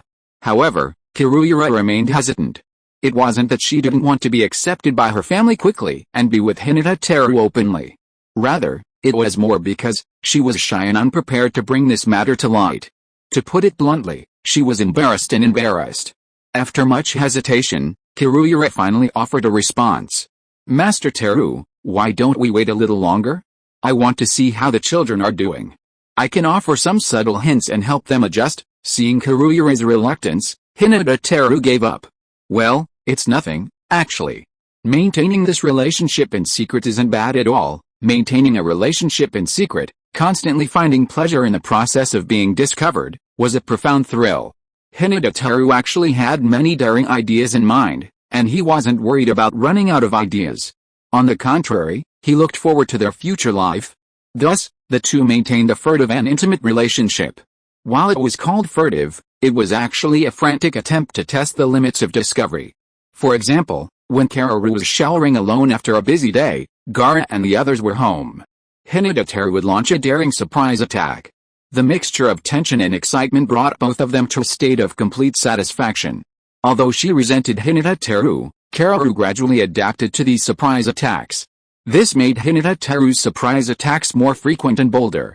For example, at night, when they slept together, they would sneak together. Sometimes, they would even face inquiries from Temari and the others who might have noticed. After all, the movements were not subtle enough to be completely invisible, and Temari and the others, who were already quite capable, would occasionally notice. However, Kaoru's mental state improved, and he was able to respond calmly to various inquiries, even cooperating with Hyūga Teru at the same time. Even though they were still secretly together, even Kaoru herself was amazed at her increasingly bold behavior. Despite her boldness, she didn't decide to speak openly to Temari and the others, instead hoping to maintain this relationship. Kaoru was like this, and so was Hyūga Teru. It could be said that both of them wanted to continue this relationship, and the reason for this was a tacit understanding, a perfect rapport. 2 more years passed. While continuing his secret relationship with Kaoru, Hyūga Teru continued to travel back and forth to take care of women. Of course, with his shadow clones, he didn't have to worry too much about not taking care of them properly. He could even use them to take care of children. With so many women, he didn't have to worry about running out of energy. On the contrary, since signing in to perform a partial multiplication technique, his dominant position has been further consolidated. Over the past 2 years, Raza and some people whom Hyūga Teru was concerned about were brainwashed by Kodo Matsukami. During another brainwashing opportunity, Kodo Matsukami set his sights on the Iwagakure village. However, Inoki and others from the Iwagakure village. They were powerless to resist his incredible strength, let alone his brainwashing. Thus, the stubborn Iwagakure village fell under Hyūga Teru's control. In the entire ninja world, only the Hidden Mist village and the Akatsuki remained unconquered by him. It could be said that the entire ninja world was not far from complete unification. One day, Hyūga Teru, while personally teaching Natsuki Hizashi, suddenly received a message from the Konoha shadow clone. This direct transmission from memory caused Hyūga Teru to pause. "Huh? Why did you stop? Hurry up and continue, or I can't hold this position anymore." Practicing ninjutsu was no easy task, especially when Natsuki Hizashi was attempting to perform water-based ninjutsu on the ceiling. The high ceiling required not only overcoming dizziness but also a remarkable ability to multitask. It was a challenging task. However, to better master the ninjutsu, Natsuki Hizashi persevered with unwavering perseverance, no matter the hardship or fatigue. However, after so much practice, she was beginning to falter. She hoped Hyūga Teru would be quicker. Hyūga Teru couldn't help but instruct her on the form. "That's right, I'm going to speed up, so you have to give it your all." Shiarixin glanced back at Hyūga Teru with annoyance, not wanting to be outdone. "Tisk, it's not like I haven't tried both powerful and fast attacks before. Just go ahead, I'm completely used to it now." Sounding somewhat passionate, Shiarixin seemed completely different now. But the next second, she nearly fell to the ground. Fortunately, she reacted quickly and increased the section force of her legs, which stabilized her. However, her beautiful eyes widened to the extreme, and at the same time, a scream that seemed to come from her stomach kicked off her endless wailing journey. After the deed was done, Hyūga Teru returned to Konoha. He sent a message to the root, sending his flying thunder god Kune to the land of demons. It was said that the demons of the land of demons suddenly appeared, creating countless undead clay figurines, ready to conquer the entire world. The demon country has already launched an S-rank mission against Konoha, and Hyūga Teru, curious about the creature, decided to personally take on the task. Born from the evil side of a witch, it seemed quite bizarre, perhaps even useful for research. To gather more material for his experiments, he considered a trip. Since Kaguya couldn't be defeated without her true form, he couldn't possibly handle it. Solving this seemingly world-class crisis alone was no problem. Chapter 142, The Land of Ghosts. The Land of Demons. The sky was utterly dark. At a glance, the sky-high darkness seemed to stretch across the entire world. Across the vast, dimly lit landscape, vast masses of earthenware terracotta warriors densely packed together, marching in unison like an army. The scene was awe-inspiring. Like killing machines, the terracotta warriors swiftly demolished village after village with overwhelming force. Blood flowed in streams, staining the ground a dark red. Despair filled the air. This situation is quite serious. As expected of someone who aspires to dominate the world, he's finally showing some promise, he muttered to himself. Hyūga Teru activated his Samsara chakra mode, and a series of truth-seeking orbs suddenly flew out. Bang, bang, bang. The truth-seeking orbs grew immensely, transforming into massive balls 100 meters in diameter, crushing the terracotta warriors one after another. Wherever the truth-seeking orbs passed, a vast vacuum seemed to appear. Like a giant eraser, it suddenly wiped away the densely packed earthenware warriors, leaving them perfectly clean. What's going on? My army is invincible, so why are so many of them suddenly disappearing? Did Moroku seal them away? In a cave in the land of demons, a monster radiating an evil purple energy glared fiercely. Not only are you refusing to merge with me, but you're also trying to stop my plan. You can't blame me, a furious voice echoed through the cave. The earthenware figurines sped up considerably. The terracotta figurines, once spreading in all directions, suddenly changed direction, surging madly towards a distant palace. Outside a solemn hall, Moroku's expression grew grave as he gazed at the endless tide of terracotta figurines in the distance. That Wulian guy has finally created so many undead warriors. If we don't stop it now, it'll be too late. Why haven't the ninjas from the great ninja village arrived yet? I alone can definitely handle it, Moroku muttered anxiously, his gaze fixed on the distant terracotta figurines. Not long after, a man dressed as a warrior ran up to Maitreya. Report to Lord Maitreya. Those undead clay figurines seem to be moving. They were originally heading elsewhere, but suddenly changed direction and are heading our way. What? Maitreya exclaimed in shock. How could that creature come specifically towards me? This is impossible. It shouldn't act so quickly, because the Wulian had only recently separated from her, and while she and it were no longer the same entity, their lives were still somewhat connected. While her death wouldn't completely kill the Wulian, it would still have a significant impact on it. She felt that the Wulian shouldn't attack her now. As a being of negative will, the Wulian could continuously grow stronger by absorbing the negative energy of other creatures. Strengthening itself through the clay figurines was its primary goal at this moment. How could it possibly be coming for her now? According to historical accounts of the Wulian, if she were to kill her now, not only would the increase in the Wulian's own power be hindered, but even the clay figurines would struggle to control them to an infinite degree. This was completely unprofitable, wasn't it? Just as Maitreya was struggling to wrap her head around it, the clay figurines were already advancing towards her with earth-shaking force. Despite their sluggish attacks, the immortal clay figurines' sturdy bodies had unstoppably pierced the defenses of the checkpoints in front of the witch's palace. They slaughtered countless guards with unstoppable force, and were clearly on their way to her. Does that guy really have no regard for anything? Maitreya gritted his teeth, and after a moment of resentment, his expression suddenly became resolute. He addressed the messenger who had come to deliver the message. Pass the order. Everyone retreat to the palace and defend it with all your strength. Yes, the messenger immediately rushed to deliver the message. After the resounding retreat signal, the guards, already on the verge of collapse, retreated lightly and slowly towards the palace. With their obstruction gone, the clay figurines rushed towards the palace with swift, menacing force. However, just before they reached the palace, the foremost clay figurine suddenly surged with sinister purple energy, transforming into a terrifying, purple figure, marching towards the palace alone. The clay figurines behind them all paused. Maitreya remained outside the palace, staring intently at the approaching terracotta figurine. It seems, you're not meddling in this matter. It's a bit strange. You should be the only one capable of annihilating my army, and yet you're still standing there quietly. Never mind. Even if you have the ability, you're only mortal. Have you thought it through? If we become one, the whole world will be at our fingertips. Shouldn't that be an easy choice? Facing the menacing clay figurine, imbued with the will of a demon, Maitreya showed no fear, his posture remaining as graceful as ever. A flicker of surprise crossed his face, then he stared at it with a resolute expression. Forget about me joining forces with you. I won't agree to your request, even if you can kill me, Wulian sneered. You should know you can no longer kill me. Even if you, who were once one with me, die, it would be difficult to cause me fatal harm. I'm keeping you alive only to let you experience despair and, by the way, to help you see the situation clearly. If you continue to be stubborn, I'll have no choice but to kill you and put an end to it all. HMPH, so you're not afraid of death? But what about your child who only lived 5 or 6 years? Wulian stared at Maitreya with a look of disdain.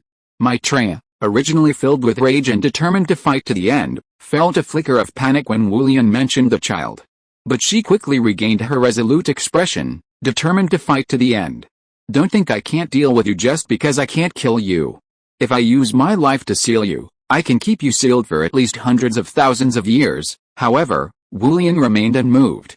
Seal me? Haha, I can. But even if you're stronger than my clay figurines, you'll eventually run out of energy, right? You want to seal me, but can you survive my undead army? In fact, let alone seal me, there's no telling how long you can hold out against my undead army. And you're still thinking of sealing me? That's wishful thinking, isn't it? Moroku's expression was solemn, his fists clenched tightly. After a moment of gnashing his teeth, he glared at Wulian. There might be a chance. I've already requested support from the Great Ninja Village. The experts they've sent will definitely help me seal you. Just wait. Wulian was stunned for a moment, but then a surge of energy erupted from his body. No wonder someone suddenly destroyed my army. It turns out you found helpers. But if I kill you now, no one will be my opponent in a few years. It's all worth it. If you are listening to this novel on a channel other than Fanfic World, it means it was downloaded and re-uploaded without effort. We warmly invite you to visit our channel, Fanfic World. There you will find the original version of this story and many other novels of various genres. We look forward to seeing you dive into a world of incredible novels. Chapter 143 Moment of Crisis. Before the Wulian could say anything, a ball of purple light erupted from Moroku's hand, shooting out like a cannonball. Witchcraft. Evil spirits, retreat, boom. The purple light slammed into the Wulian clay figurine, and the once solid and formidable Wulian figurine instantly shattered uncontrollably. Seeing Moroku's swift attack, the Wulian chuckled instead. This is just a manifestation of my will. It's not particularly powerful, so it's not a big loss for me. Don't think you can destroy more just by destroying this one of mine. With only a human body, can you withstand my million-strong army? The Wulian grinned wildly, his sinister and eerie purple face filled with sarcasm and disdain. Although Moroku knew what he was saying was true, he learned from Wulian that support from the Great Ninja Village had arrived, and that they were a source of great fear to Wulian. His earlier anxiety faded, and his resolve to fight intensified. I don't need to hold off your entire undead army. I just need to hold out until those reinforcements arrive. You're so eager to kill me, I'm afraid it'll be very difficult to deal with. Right, in fact, it was far more than difficult. Although the undead earthenware terracotta warriors that had been blasted out of contact were only a drop in the bucket of its army, the sight of hundreds and thousands of them vanishing in an instant still horrified Wulian. This was why he suddenly became desperate to kill Maitreya. Because no one in this world could kill him except Maitreya. Killing Maitreya would weaken him for a while, but he wouldn't die. As long as he could hold out, no one else could stand against him. Then, his undead army would unleash in its entirety, unstoppable. HMPH, while that man is certainly powerful, he's still a long way from you. Putting your hopes on him is a grave mistake. Oh, who knows? Even if I die, I'll seal you, Maitreya replied, equally unyielding. At this point, the clay figurine of the Wulian was covered in cracks. Its lips opened, but no sound emanated before it completely crumbled into a handful of dirt. This enraged the Wulian within the cave, eager to attack Maitreya himself. But Maitreya was theoretically a formidable opponent. If it weren't for his mortal nature, his strength would be only slightly inferior to Maitreya's. In a head-on fight, Maitreya would be practically evenly matched. Even if he couldn't defeat him, the witch's powerful seal was no match for him. Using the undead army to wear Maitreya down was the wisest option. With this thought, the Wulian, enraged, commanded the undead army that surged towards the witch's palace, eager to crush her. The undead army surged toward the witch's palace like a raging tide. The guards who chose to stand alongside the undead army trembled, their faces pale. Guardians of the witch palace, if the demons breach the palace and exterminate the witch bloodline, the entire ghost kingdom will be devastated. Think of your families, think of your homes. If the demons succeed, your families will be destroyed. For now, you must fight to the death with me until reinforcements arrive. After Maitreya's encouragement, the guards' morale was no longer as low as before. They stood straighter, their eyes firm. We will fight to the death with you, sir. We will fight to the death with you, sir. We will fight to the death with you, sir. A deafening roar echoed throughout the witch palace. By then, the undead army had already approached. However, the guards, their morale high and their courage at its peak, had the upper hands in the moment of battle. The undead army's advance was halted. Moroku continuously fired purple energy shells, shattering the undead army in large swathes. This not only greatly reduced the pressure on the guards, but also suddenly caused the undead army to retreat. However, as time passed, both the guards and Moroku began to tire, gradually losing their strength and even suffering casualties. The number of guards gradually dwindled. The undead army, except for those shattered by Moroku, would soon recover from those shattered by the guards. The undead army seemed to be endless, and the guards were filled with despair. Master Moroku, please take Miss SHEN and flee quickly. If this continues, the entire army will be annihilated. The scholar supervising the battle suddenly rushed to Moroku's side and urged him anxiously. Moroku continued to cast his magic, unmoved. If I run, there's no hope for anyone to survive. I absolutely cannot retreat. Hurry, have Ashio take SHEN away. The sooner the better. I'll help you hold off the undead army. The scholar froze, hesitant. You're so resourceful, but why don't you just go? Are you going to kill us all here? Moroku scolded. The scholar had no choice but to agree. The scholar finally left, and Moroku breathed a sigh of relief. His eyes grew fiercer, and his spells unleashed with increasing force. But after a short while, he was no longer able to suppress the undead army. Due to the heavy stamina expended, the guards suffered even greater casualties. As he watched the dwindling number of guards and the approaching undead army, a look of despair fell over Moroku's face. Why haven't they arrived yet? Why hasn't anyone come to support? Have they already arrived? Or have they been killed by the monsters? Soon, only a few dozen guards remained. They formed a circle around Maitreya, still loyally guarding their posts. But all were covered in blood, panting heavily. They gritted their teeth, as if simply standing was an absolute struggle. Master Maitreya, please leave. We're here to hold them back. Yes, Master Maitreya. You are hope for eradicating the monsters. Please stay alive, Master Maitreya. Please leave. Given our mother's current condition, there's no retreat. Please allow us to cover your retreat. The guards pleaded passionately. Maitreya wanted to stay, to hold out as long as possible until reinforcements arrived. He bit his lips until they turned purple, yet he was nowhere to be seen. Puff, puff, puff. The moment the guards were distracted, countless earth spears pierced through their bodies, and the blood-red spearheads pierced through their bodies. Many guards died on the spot.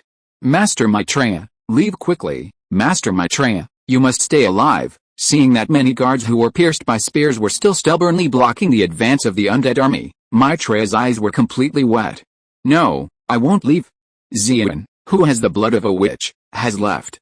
As long as she is alive, there is hope to destroy the monsters, so I will stay and fight with you. Even if I die, I will kill as many undead warriors as possible to avenge you. Chapter 144 Terumi May. After Moroku's resolute statement, all the guards unleashed a surge of their potential. But even Moroku's resolve wasn't enough to stand firm against the vast numbers of earthenware terracotta warriors. Especially someone as thin-skinned as her, she lacked the resources to remain stubborn.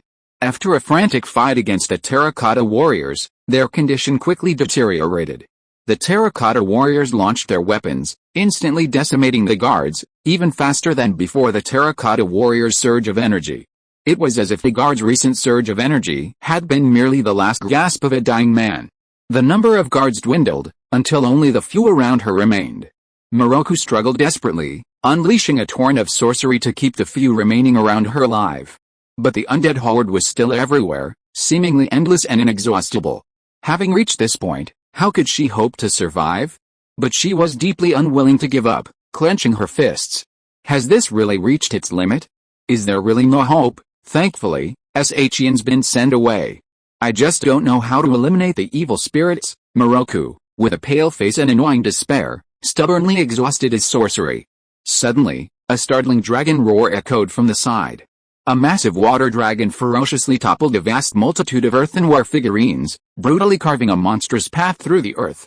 Immediately afterwards, several ninjas wielding water whips swiftly swung their whips, accompanied by a series of crackling sounds. The undead army was shattered one after another, with incredible efficiency and speed. In an instant, the earthenware figurines surrounding Moroku were completely cleared. We're saved? We're saved? These people are Kurigakure ninjas. I didn't expect it would be Kurigakure's people who saved us. Luckily they arrived just in time, otherwise even Moroku-sama would have died with us. The remaining guards breathed a sigh of relief, grateful to have barely escaped death. Moroku shared a similar sentiment. However, as the master of the Witch Palace, she was more composed. At this moment, seemingly due to her extraordinary presence, the several ninjas who had arrived flocked to her, regarding her as the most important person. You are Moroku-sama, the venerable witch of the Demon Kingdom? The question came from a woman with orange hair and green eyes, equally impressive. She gazed at Moroku with a smile in her eyes. Are you the leader of the team? You received our request for assistance and are here to support us, right? Moroku gazed at the woman with curiosity. She nodded, then shifted her gaze to the clay figurine, which was frantically forming again and beginning to recondense its body. My name is Madarumi, and I'm the captain of this team. I've indeed been assigned this mission. But what exactly are these clay figurines? How do they regenerate after being broken? Is your ability the only thing that can prevent them from resurrecting? Moroku breathed, then nodded. Yes, but simply destroying these undead warriors isn't enough. Destroying the demons who control them is the most important. As you can see, they're practically mortal. If they spread across the entire continent, I'm afraid your village will be severely affected. So, I have a humble request. I hope you can help me break through the blockade of these undead warriors and reach the demon capital. After hearing Moroku's request, Madarumi understood that this was essentially the only way to complete the mission. However, even if she and the Kurigakure group had a slight advantage against the clay figurines, they were still vulnerable against their sheer numbers. Escape would be easy, but taking Moroku through the numerous clay figurines and killing the one controlling everything would be a challenge. I'm afraid there is a great danger that the entire team will be wiped out. Madarumi herself doesn't know what to do. Considering that in order to complete the mission, she must take Moroku with her to eradicate the astonishing existence that controls the earthenware figurines. After hesitating again and again, thinking about the revival of the family, she needs to contribute more and strive for a higher status in the village. She felt that there was no reason to retreat. However, she would not blindly lead Moroku to charge. After thinking everything through, she nodded and agreed. I understand, Lord Moroku. But it's too difficult to break through the blockade of the undead warriors directly. Let me and others take you around them. Around them? But although Moroku wanted to let some of the guards go back alive, he was also extremely anxious in his heart. Master Moroku, go ahead. We should be able to escape the undead army. That's right, Master Moroku. Exterminating the Wulian is the most important thing. Go ahead, these undead armies are targeting you. Actually, we'll be safer if you deal with the Wulian. Just go ahead. Don't worry about us. After the guards' reminders, Moroku suddenly understood. He then parted ways with the guards. Led by the Kurigakure ninja, they rushed quickly towards the Wulian's location. Wulian could sense Moroku's presence, and naturally, so could he. Relying on the illusion of the Kurigakure technique and occasionally playing with the clay figurines, the team arrived relatively calmly, very close to the Wulian. However, the closer they got to the Wulian, the denser the undead army became. The caverns surrounding the Wulian were swarming with undead warriors, leaving no room for circumvention. Regardless, they had no choice but to force their way in. Boom boom boom. Several Kurigakure ninjas unleashed a cascade of water, instantly crushing the vast horde of undead warriors. Taking advantage of the remaining water on the ground, the remaining Kurigakure ninjas quickly activated their Kurigakure jutsu, using water whips to continuously blast away the undead warriors. While they couldn't kill the clay figures, the Kurigakure ninjas coordinated well and attacked with ferocity. In a matter of moments, They advanced significantly, still 1,000 meters from the Wuling. However, the undead warriors were simply too numerous, like the sea, which quickly recovers after a large ripple.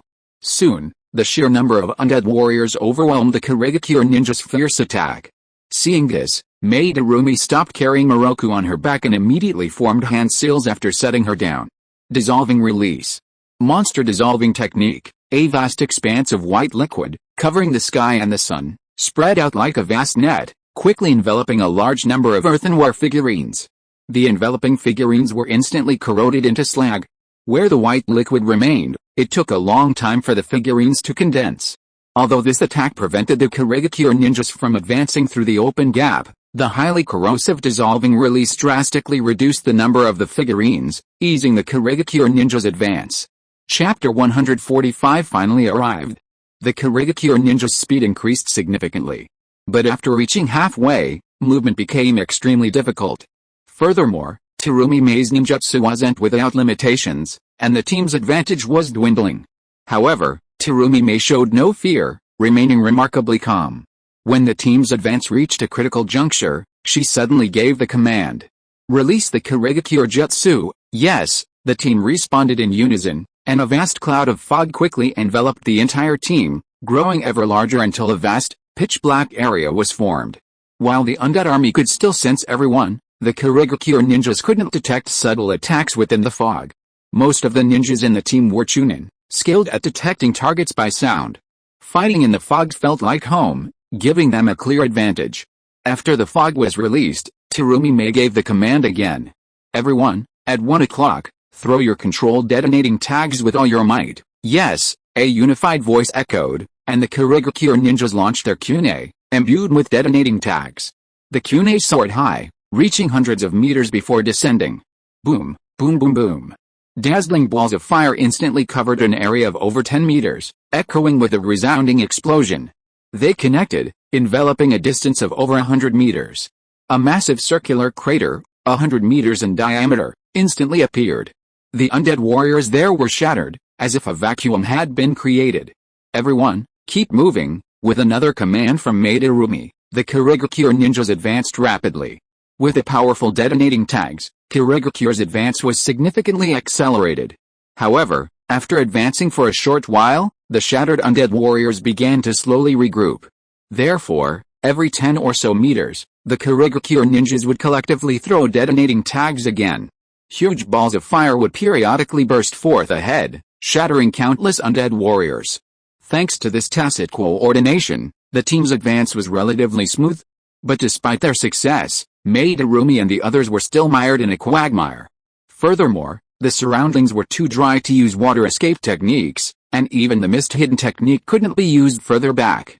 The team's advance slowed to a crawl, but with the undead warriors swarming behind them, they risked being swallowed up if they didn't speed up. Forward was difficult, and retreat was even more challenging. If it weren't for Madarumi's unwavering determination, constantly unleashing ninjutsu to blast the undead warriors, their advance would have been a crawl. Even with the replenishing stamina of the Hyalian pills, they were still several hundred meters away from the demon. These few hundred meters seemed like 10,000, filling everyone with despair. Suddenly, a shrill scream rang out, its piercing sound piercing their eardrums, sending shockwaves through the remaining ranks. Casualties had finally occurred. Then, one scream after another rang out. At this moment, no one had time to think about anyone else, and a deeper sense of desolation washed over them. There were still 100 meters to go, and the advance was incredibly slow. Even if they persisted, they would likely be completely wiped out by the time they reached the Wulian. Even the powerful Terumi Mei, despite unleashing so many ninjutsu, would likely be powerless against the Wulian. Their entire team was in a desperate situation. Terumi Mei noticed something was amiss and offered encouragement, but casualties continued. With only a few dozen meters left, only 6 remained. They huddled together, some wounded, all panting, their eyes etched with exhaustion, as if they would collapse at the slightest gust of wind. Holding their katanas, blades already drawn, they struggled to resist the undead warriors' attacks. No. I can't hold on any longer. The exhausted mist ninja suddenly collapsed to the ground, only to be met by the merciless lances of the undead warriors. The others, already on the verge of collapse, glimpsed their companions being slaughtered, and a wave of fear washed over them. Their legs buckled, their hands trembled, and another ninja's sword flew flying. Countless spears stabbed relentlessly, forcing the ninja to kneel and crawl backward. I can't do it anymore. This mission is impossible. With 2 defenders missing, the remaining men had more ground to defend. The sudden, fierce attack pierced the exhausted mist ninja before they could react, forcing them to be pierced by the spear. It hurts so bad. With 3 defenders dead at once, the remaining men felt even more desperate. Even Terumi Mei, lacking much confidence, led the remaining men to charge towards the demon. Though she continued to attack the undead warrior with determination, each move was clearly chaotic and hurried. Sweat covered her body, and her face grew increasingly pale. Terumi Mei's emerald green eyes no longer shone with the same brightness they once did. Instead, they seemed numb and lifeless, like the walking corpse. And then, bang, bang, bang. A series of massive explosions echoed. Huge black balls, moving at breakneck speed, completely crushed the undead warrior's advance, instantly attracting the few remaining survivors. What is that thing? It can actually annihilate the undead warriors directly, too strong, such an astonishing speed in destroying the undead warriors. Are we saved? What on earth is that thing? Is it something sent by the gods to save us? Terumi Mei and the others were filled with excitement, their eyes regaining their former fierceness, and they resisted the undead warriors' attacks with increasing force. At this moment, one after another, huge balls, like wiping away dirt, quickly wiped out the undead warriors. It wasn't long before all the undead warriors within a 1,000-meter radius were wiped out. The strangely large black balls stopped around Terumi Mei and the others. Although they lay quietly, Terumi Mei and the others dared not move. This was the object that could directly annihilate the undead warriors. If even the undead warriors could be annihilated, what could mortals like them do? Just as they were curiously examining the seeking truth jade, Hyūga Teru flew in, drawing their attention immediately. His already handsome face, in this scene, looked even more mysterious and majestic. Terumi Mei's eyes sparkled with a brilliant light. Moroku, looking disheveled, was also filled with curiosity, and he couldn't help but ask Terumi, "Miss Mei, this guy should be here to help us, right? Could he be a ninja from some village?" Terumi immediately snapped out of her daze, reaching out to cover her pounding heart, her cheeks flushing deeply. I'm not sure. He didn't kill us. So he should be here to save us. He looks like he's from the Hyūga clan, but Hyūga people don't seem to have these abilities. Chapter 146 Capturing the Monsters. The Hyūga clan, is it the Byakugan clan? Moroku and the other Kurigakure ninjas were all filled with surprise and suspicion. But even with their shock, the Kurigakure ninjas were also a little uneasy. Their hands tightly gripped their kunai, their eyes slightly strained with tension and a heavy look of vigilance. Terumi Mei sensed something, but she didn't join the others in watching for the approaching Hyūga Teru. Instead, she spoke calmly. With his abilities, killing us would be easy. After all, we almost died here just now, and yet he easily dispatched these undead warriors. You'd better not do anything out of the ordinary. Terumi Mei's words immediately sent the Kurigakure shivering, their guards suddenly lowered. That's right. A being that could so easily annihilate tens of thousands of undead warriors, yet they were still planning a surprise attack? They were simply tired of living. The moment they realized this, they all hid their kunai and lowered their heads. Meanwhile, Hyūga Teru had already arrived in front of Terumi Mei and the others, standing in midair, gazing down at them. Who is Moroku, the witch from the land of demons? Hyūga Teru didn't know much about the others. But since this group was searching for demons, Moroku was definitely there. However, the only two women were so recognizable that he didn't even need to ask. He knew Moroku as the woman with long black hair and a faintly noble aura. He asked mainly because he knew them, while they didn't. Not stating his position would make it difficult for them to accept him, even though he didn't need their acceptance. Moroku was originally curious about Hyūga Teru, but remembering Terumi's hint, she felt an inexplicable unease. I am Moroku. May I ask, sir, where are you from? Are you a ninja from Konoha sent to support? Hyūga Teru hadn't used transformation techniques to conceal his identity for a long time. Even without the Fourth Protector, his signature pure white eyes were conspicuous. It wasn't surprising that he was recognized. Hyūga Teru nodded frankly. Yes, in that case, then follow me inside, and let's capture the Wulian together. Catch. Moroku was astonished. Aren't we supposed to kill the Wulian together?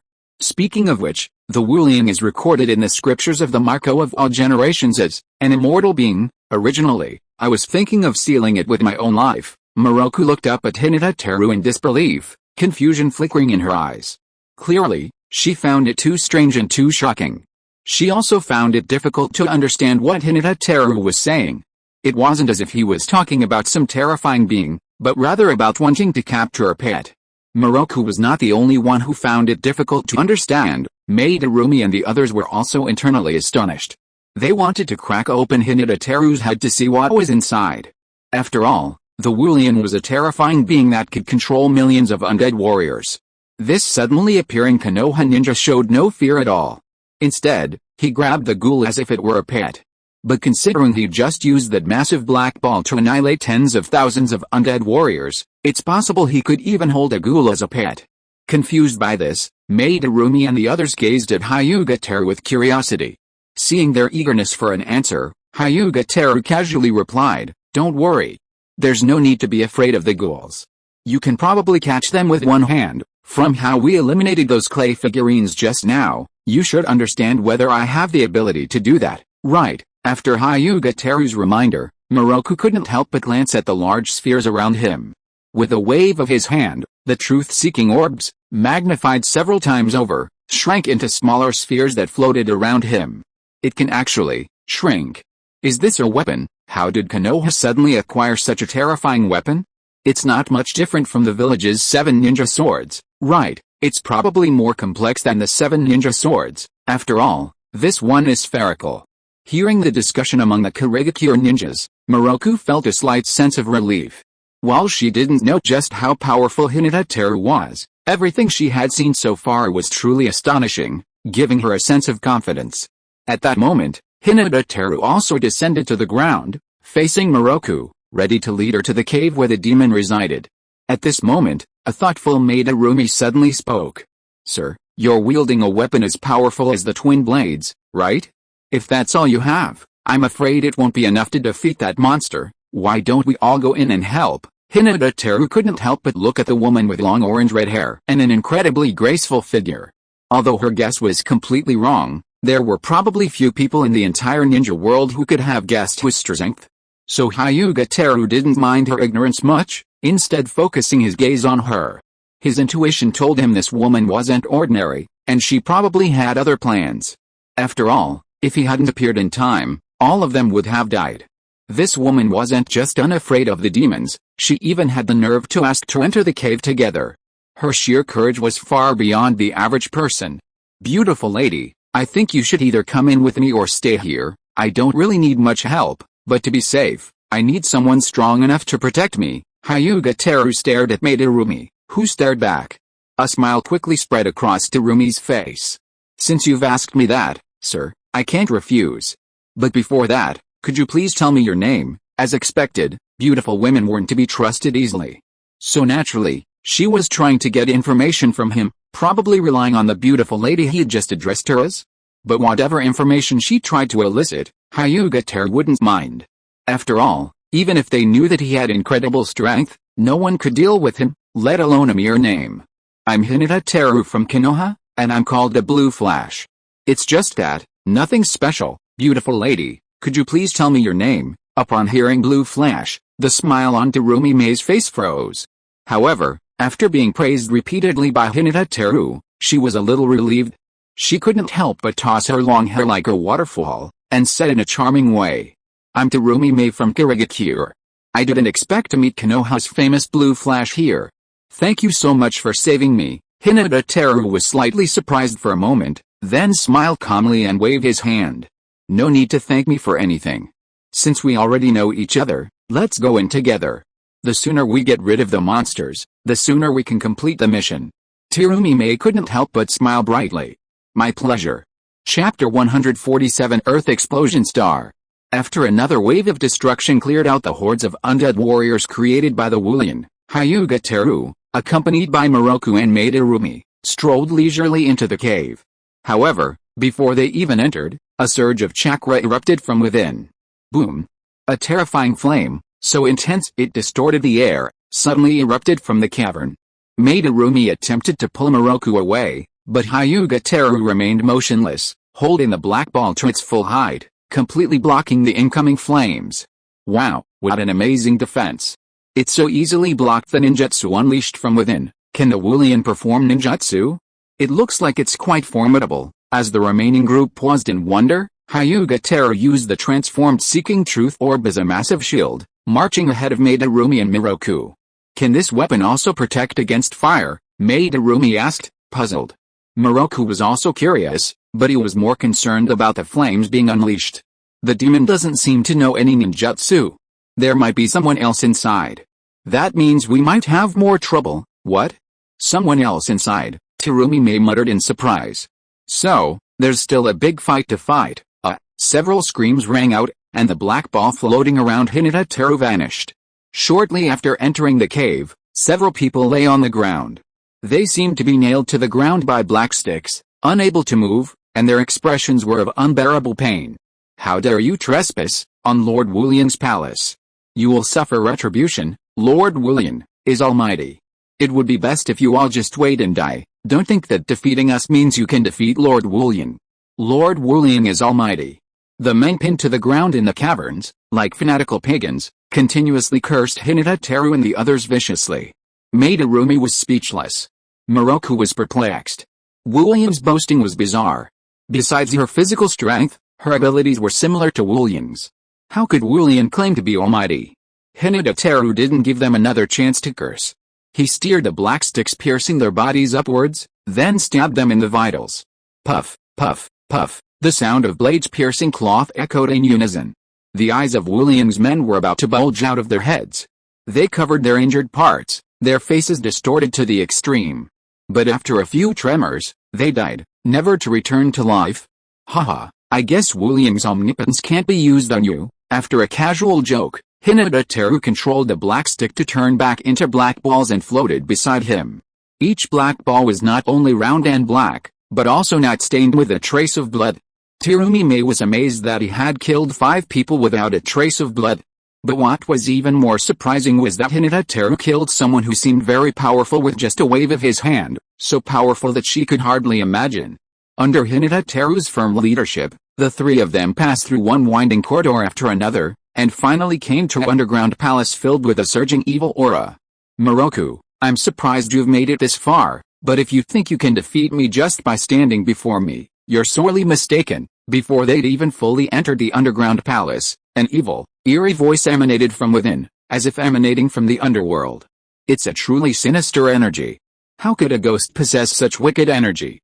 There's not a trace of human presence at all, Terumi exclaimed in astonishment. Moroku's expression was grave. Upon seeing the ghost's mountain-sized, multi-headed body, his pupils constricted. It seems to have grown much stronger.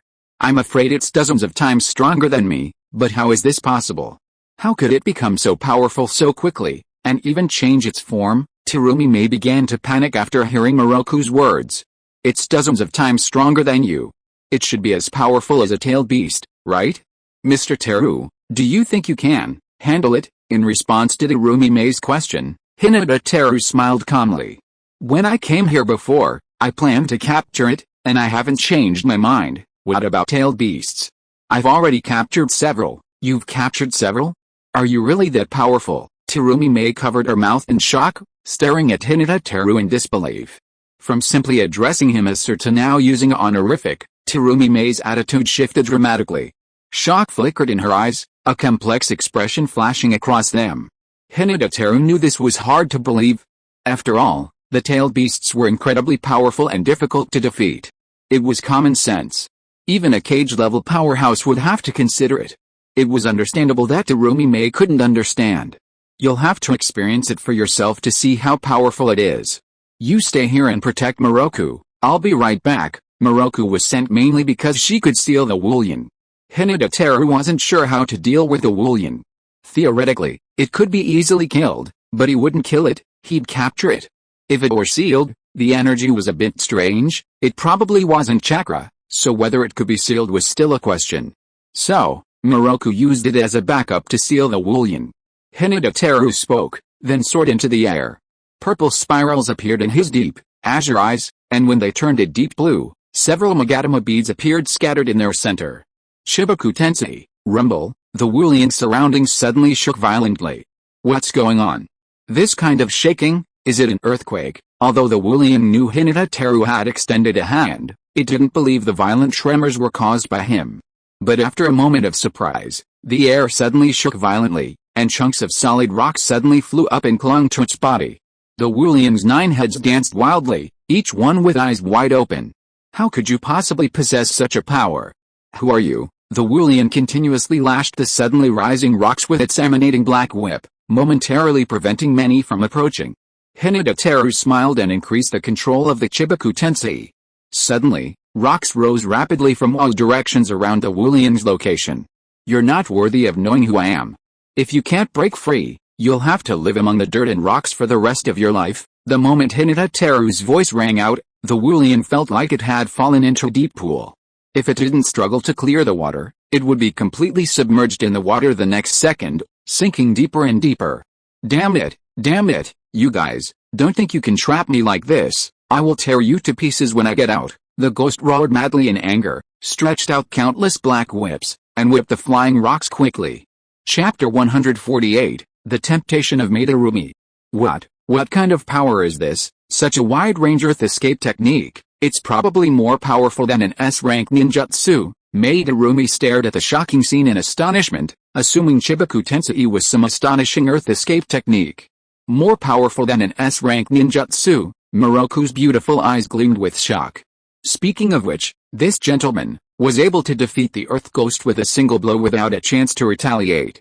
Truly unbelievably powerful. However, the ghost was also an unimaginable monster. Its body emanated numerous whips, wielding them with lightning speed. For a moment, the Chibaku Tensei couldn't contain it. Hyūga Teru didn't use his full strength, however, the space was too small to fully utilize his power. Even so, the rock shattered by the ghost continued to become the material for the Chibaku Tensei, continuing to envelop the ghost. As a large amount of rock flew up from the ground sank deeper and deeper, forming a massive crater. As a result, the rock enveloping the ghost and the fine rock particles increased in number. The Wulian's whips continued to grow, but as the rocks grew smaller and smaller, it couldn't strike very far. Its body was constantly clung to the sand and rocks, like a dense coating of breadcrumbs. Damn! How is this possible? What kind of power is this? How can it be so infinite? This is impossible. The Wulian no longer had its previous invincible demeanor. As the sand and rocks accumulated, its body grew increasingly bloated, making it increasingly difficult to swing its whip. It began to grow fearful.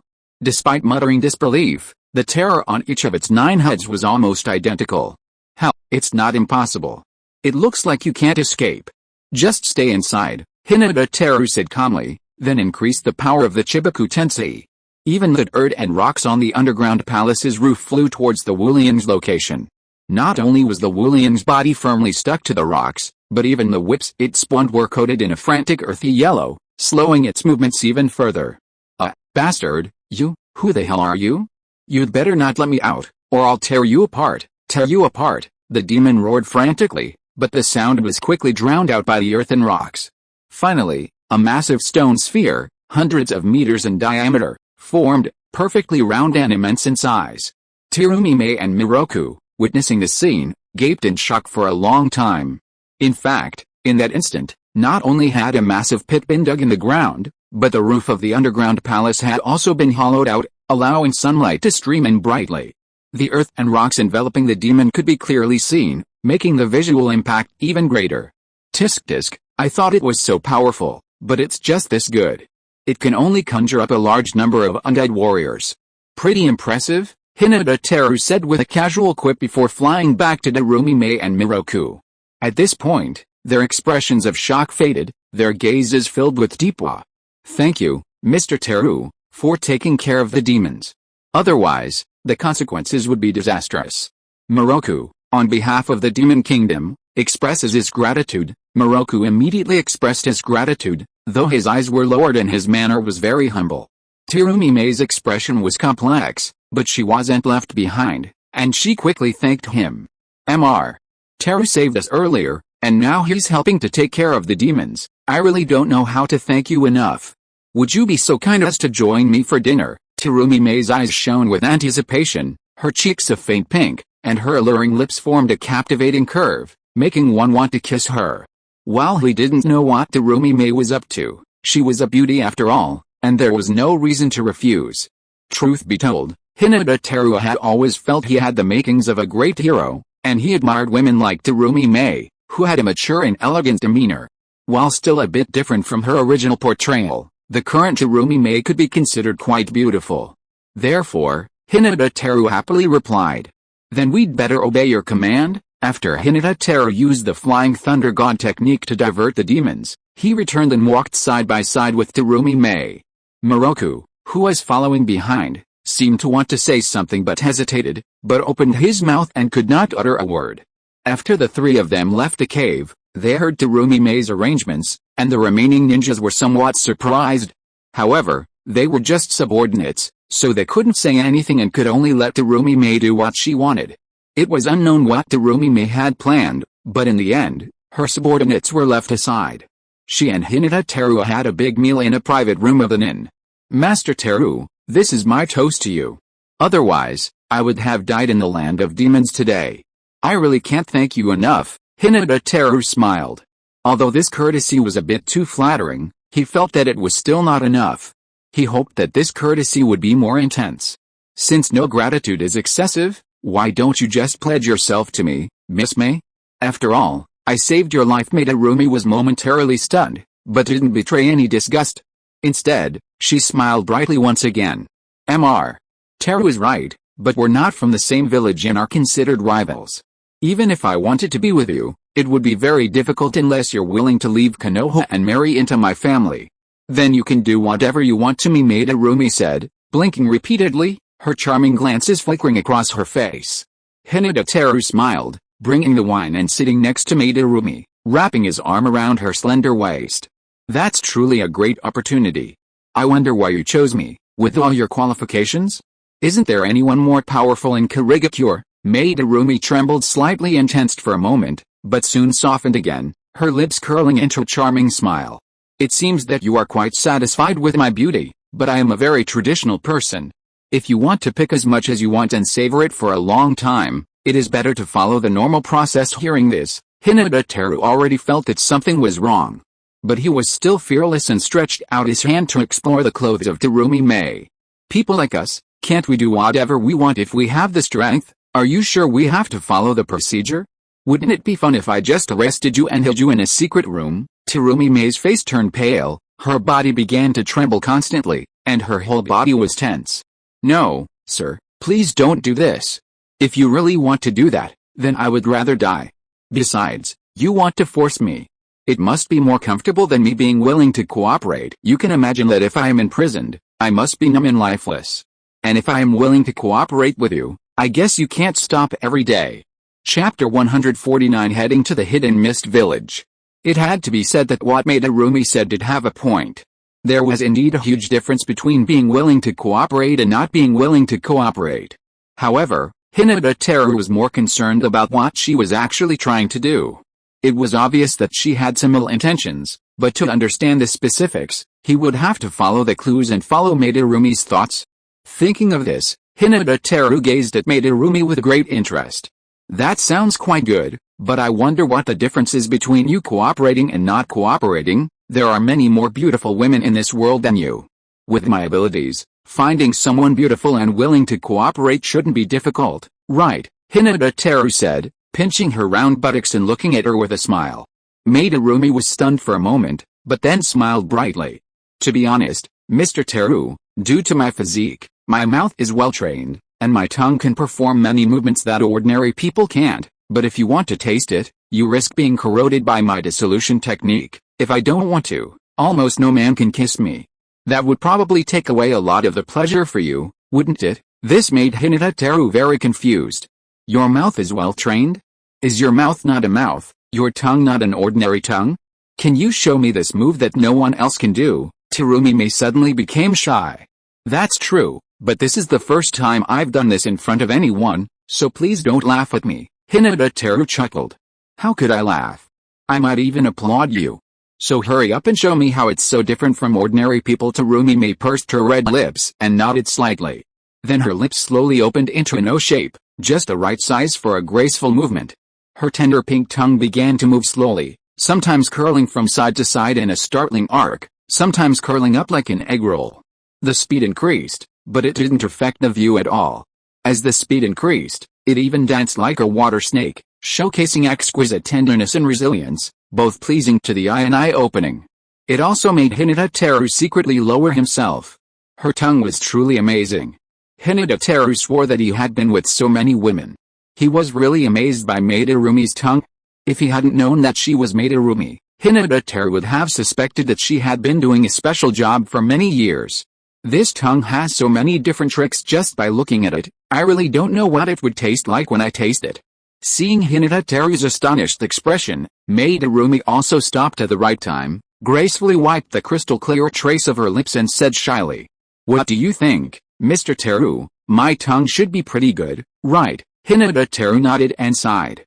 "More than pretty good, it's not an exaggeration to say it's a unique skill. But I don't know where this unique skill of yours came from. Did you practice it specifically?" Although Hyūga Teru didn't care about Maderumi's past, after all, he always had a demeanor of a hero, but he couldn't help but be curious. However, Maderumi shook her head. "I haven't really trained much, but the ninjutsu I've practiced mostly uses the mouth, and there are a lot of times where I need to use my tongue. Of course, I didn't come up with this performance myself. I learned a little bit after hearing a famous geisha say that tongue performances can also be very attractive to men. I wonder if you, Mr. Teru, like this." "Of course I wouldn't like it. I absolutely love it, okay? But it seems like this skill was already prepared. So, has she used this skill to attract others? So where did those people go?" Speaking of which, in the original novel, Maderumi has always been single. Logically, no man should be able to refuse her with this skill, so why is she single? This is still quite puzzling, but if you ask Maderumi, she probably won't tell you. It seems that I need to do some research on this aspect. After figuring it out, Hyūga Teru smiled and nodded. "Miss May, your performance was truly astonishing, and I really enjoyed it. So, are you sure I'll be with you if I marry into your family? Are there any other requirements?" Maderumi didn't answer immediately, instead burying herself in Hyūga Teru's embrace. After a moment's silence, she replied, "Then follow me to the village.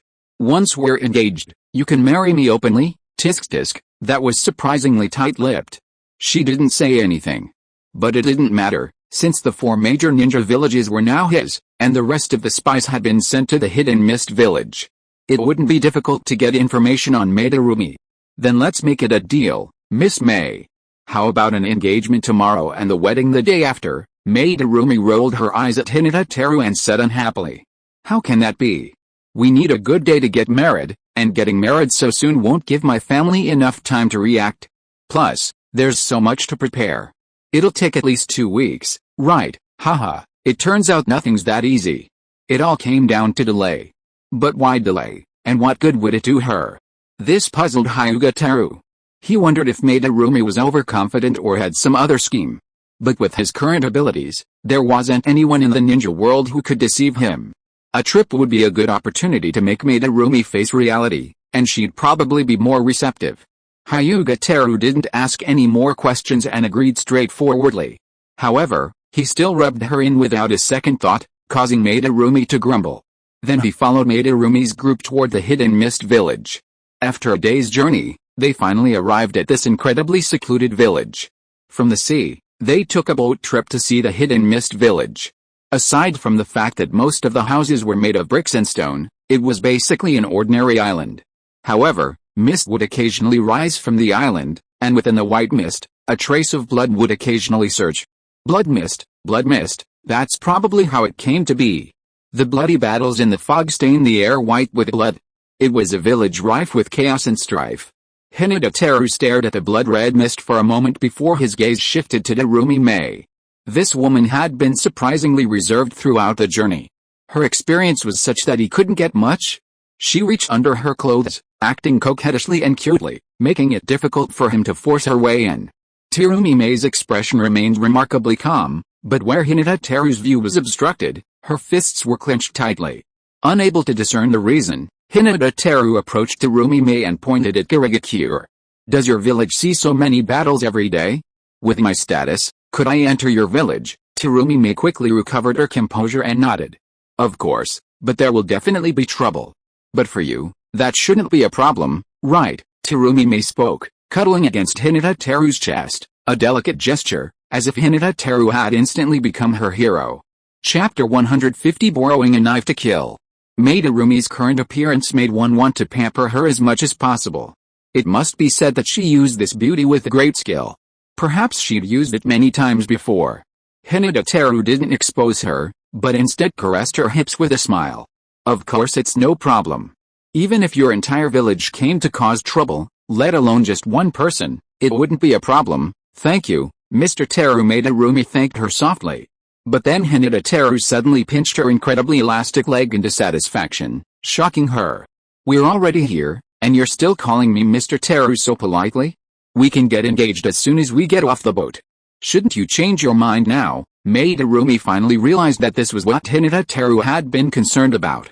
Without further delay, she regained her gentle demeanor and snuggled against his shoulder, saying softly, "Okay, husband, can I just call you husband?" Hyūga Teru couldn't help but pinch her nose. Not bad, but you won't even kiss me, and you won't let me experience more of your beauty. Isn't that a bit too much? Terumi Mae looked pitiful.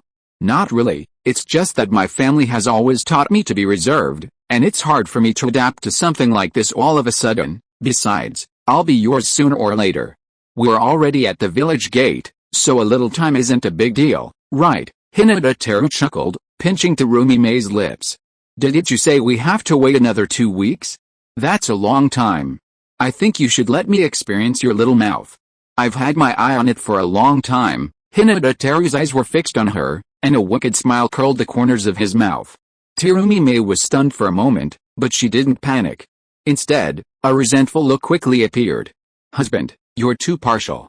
My little mouth attracts you, but so do other things. You pinch my thigh and butt so many times in front of my subordinates, and I haven't even said anything yet. Hyūga Teru smiled. Of course other parts of your body attract me too, but are you sure you want me to need everything except your mouth? Hyūga Teru's hand went around Terumi Mae's waist, moving upwards and quickly grabbing a piece of softness. This made Terumi Mae's cheeks flush red, because the speed was too fast and the grip was too steady. After struggling for a long time, she finally remained silent.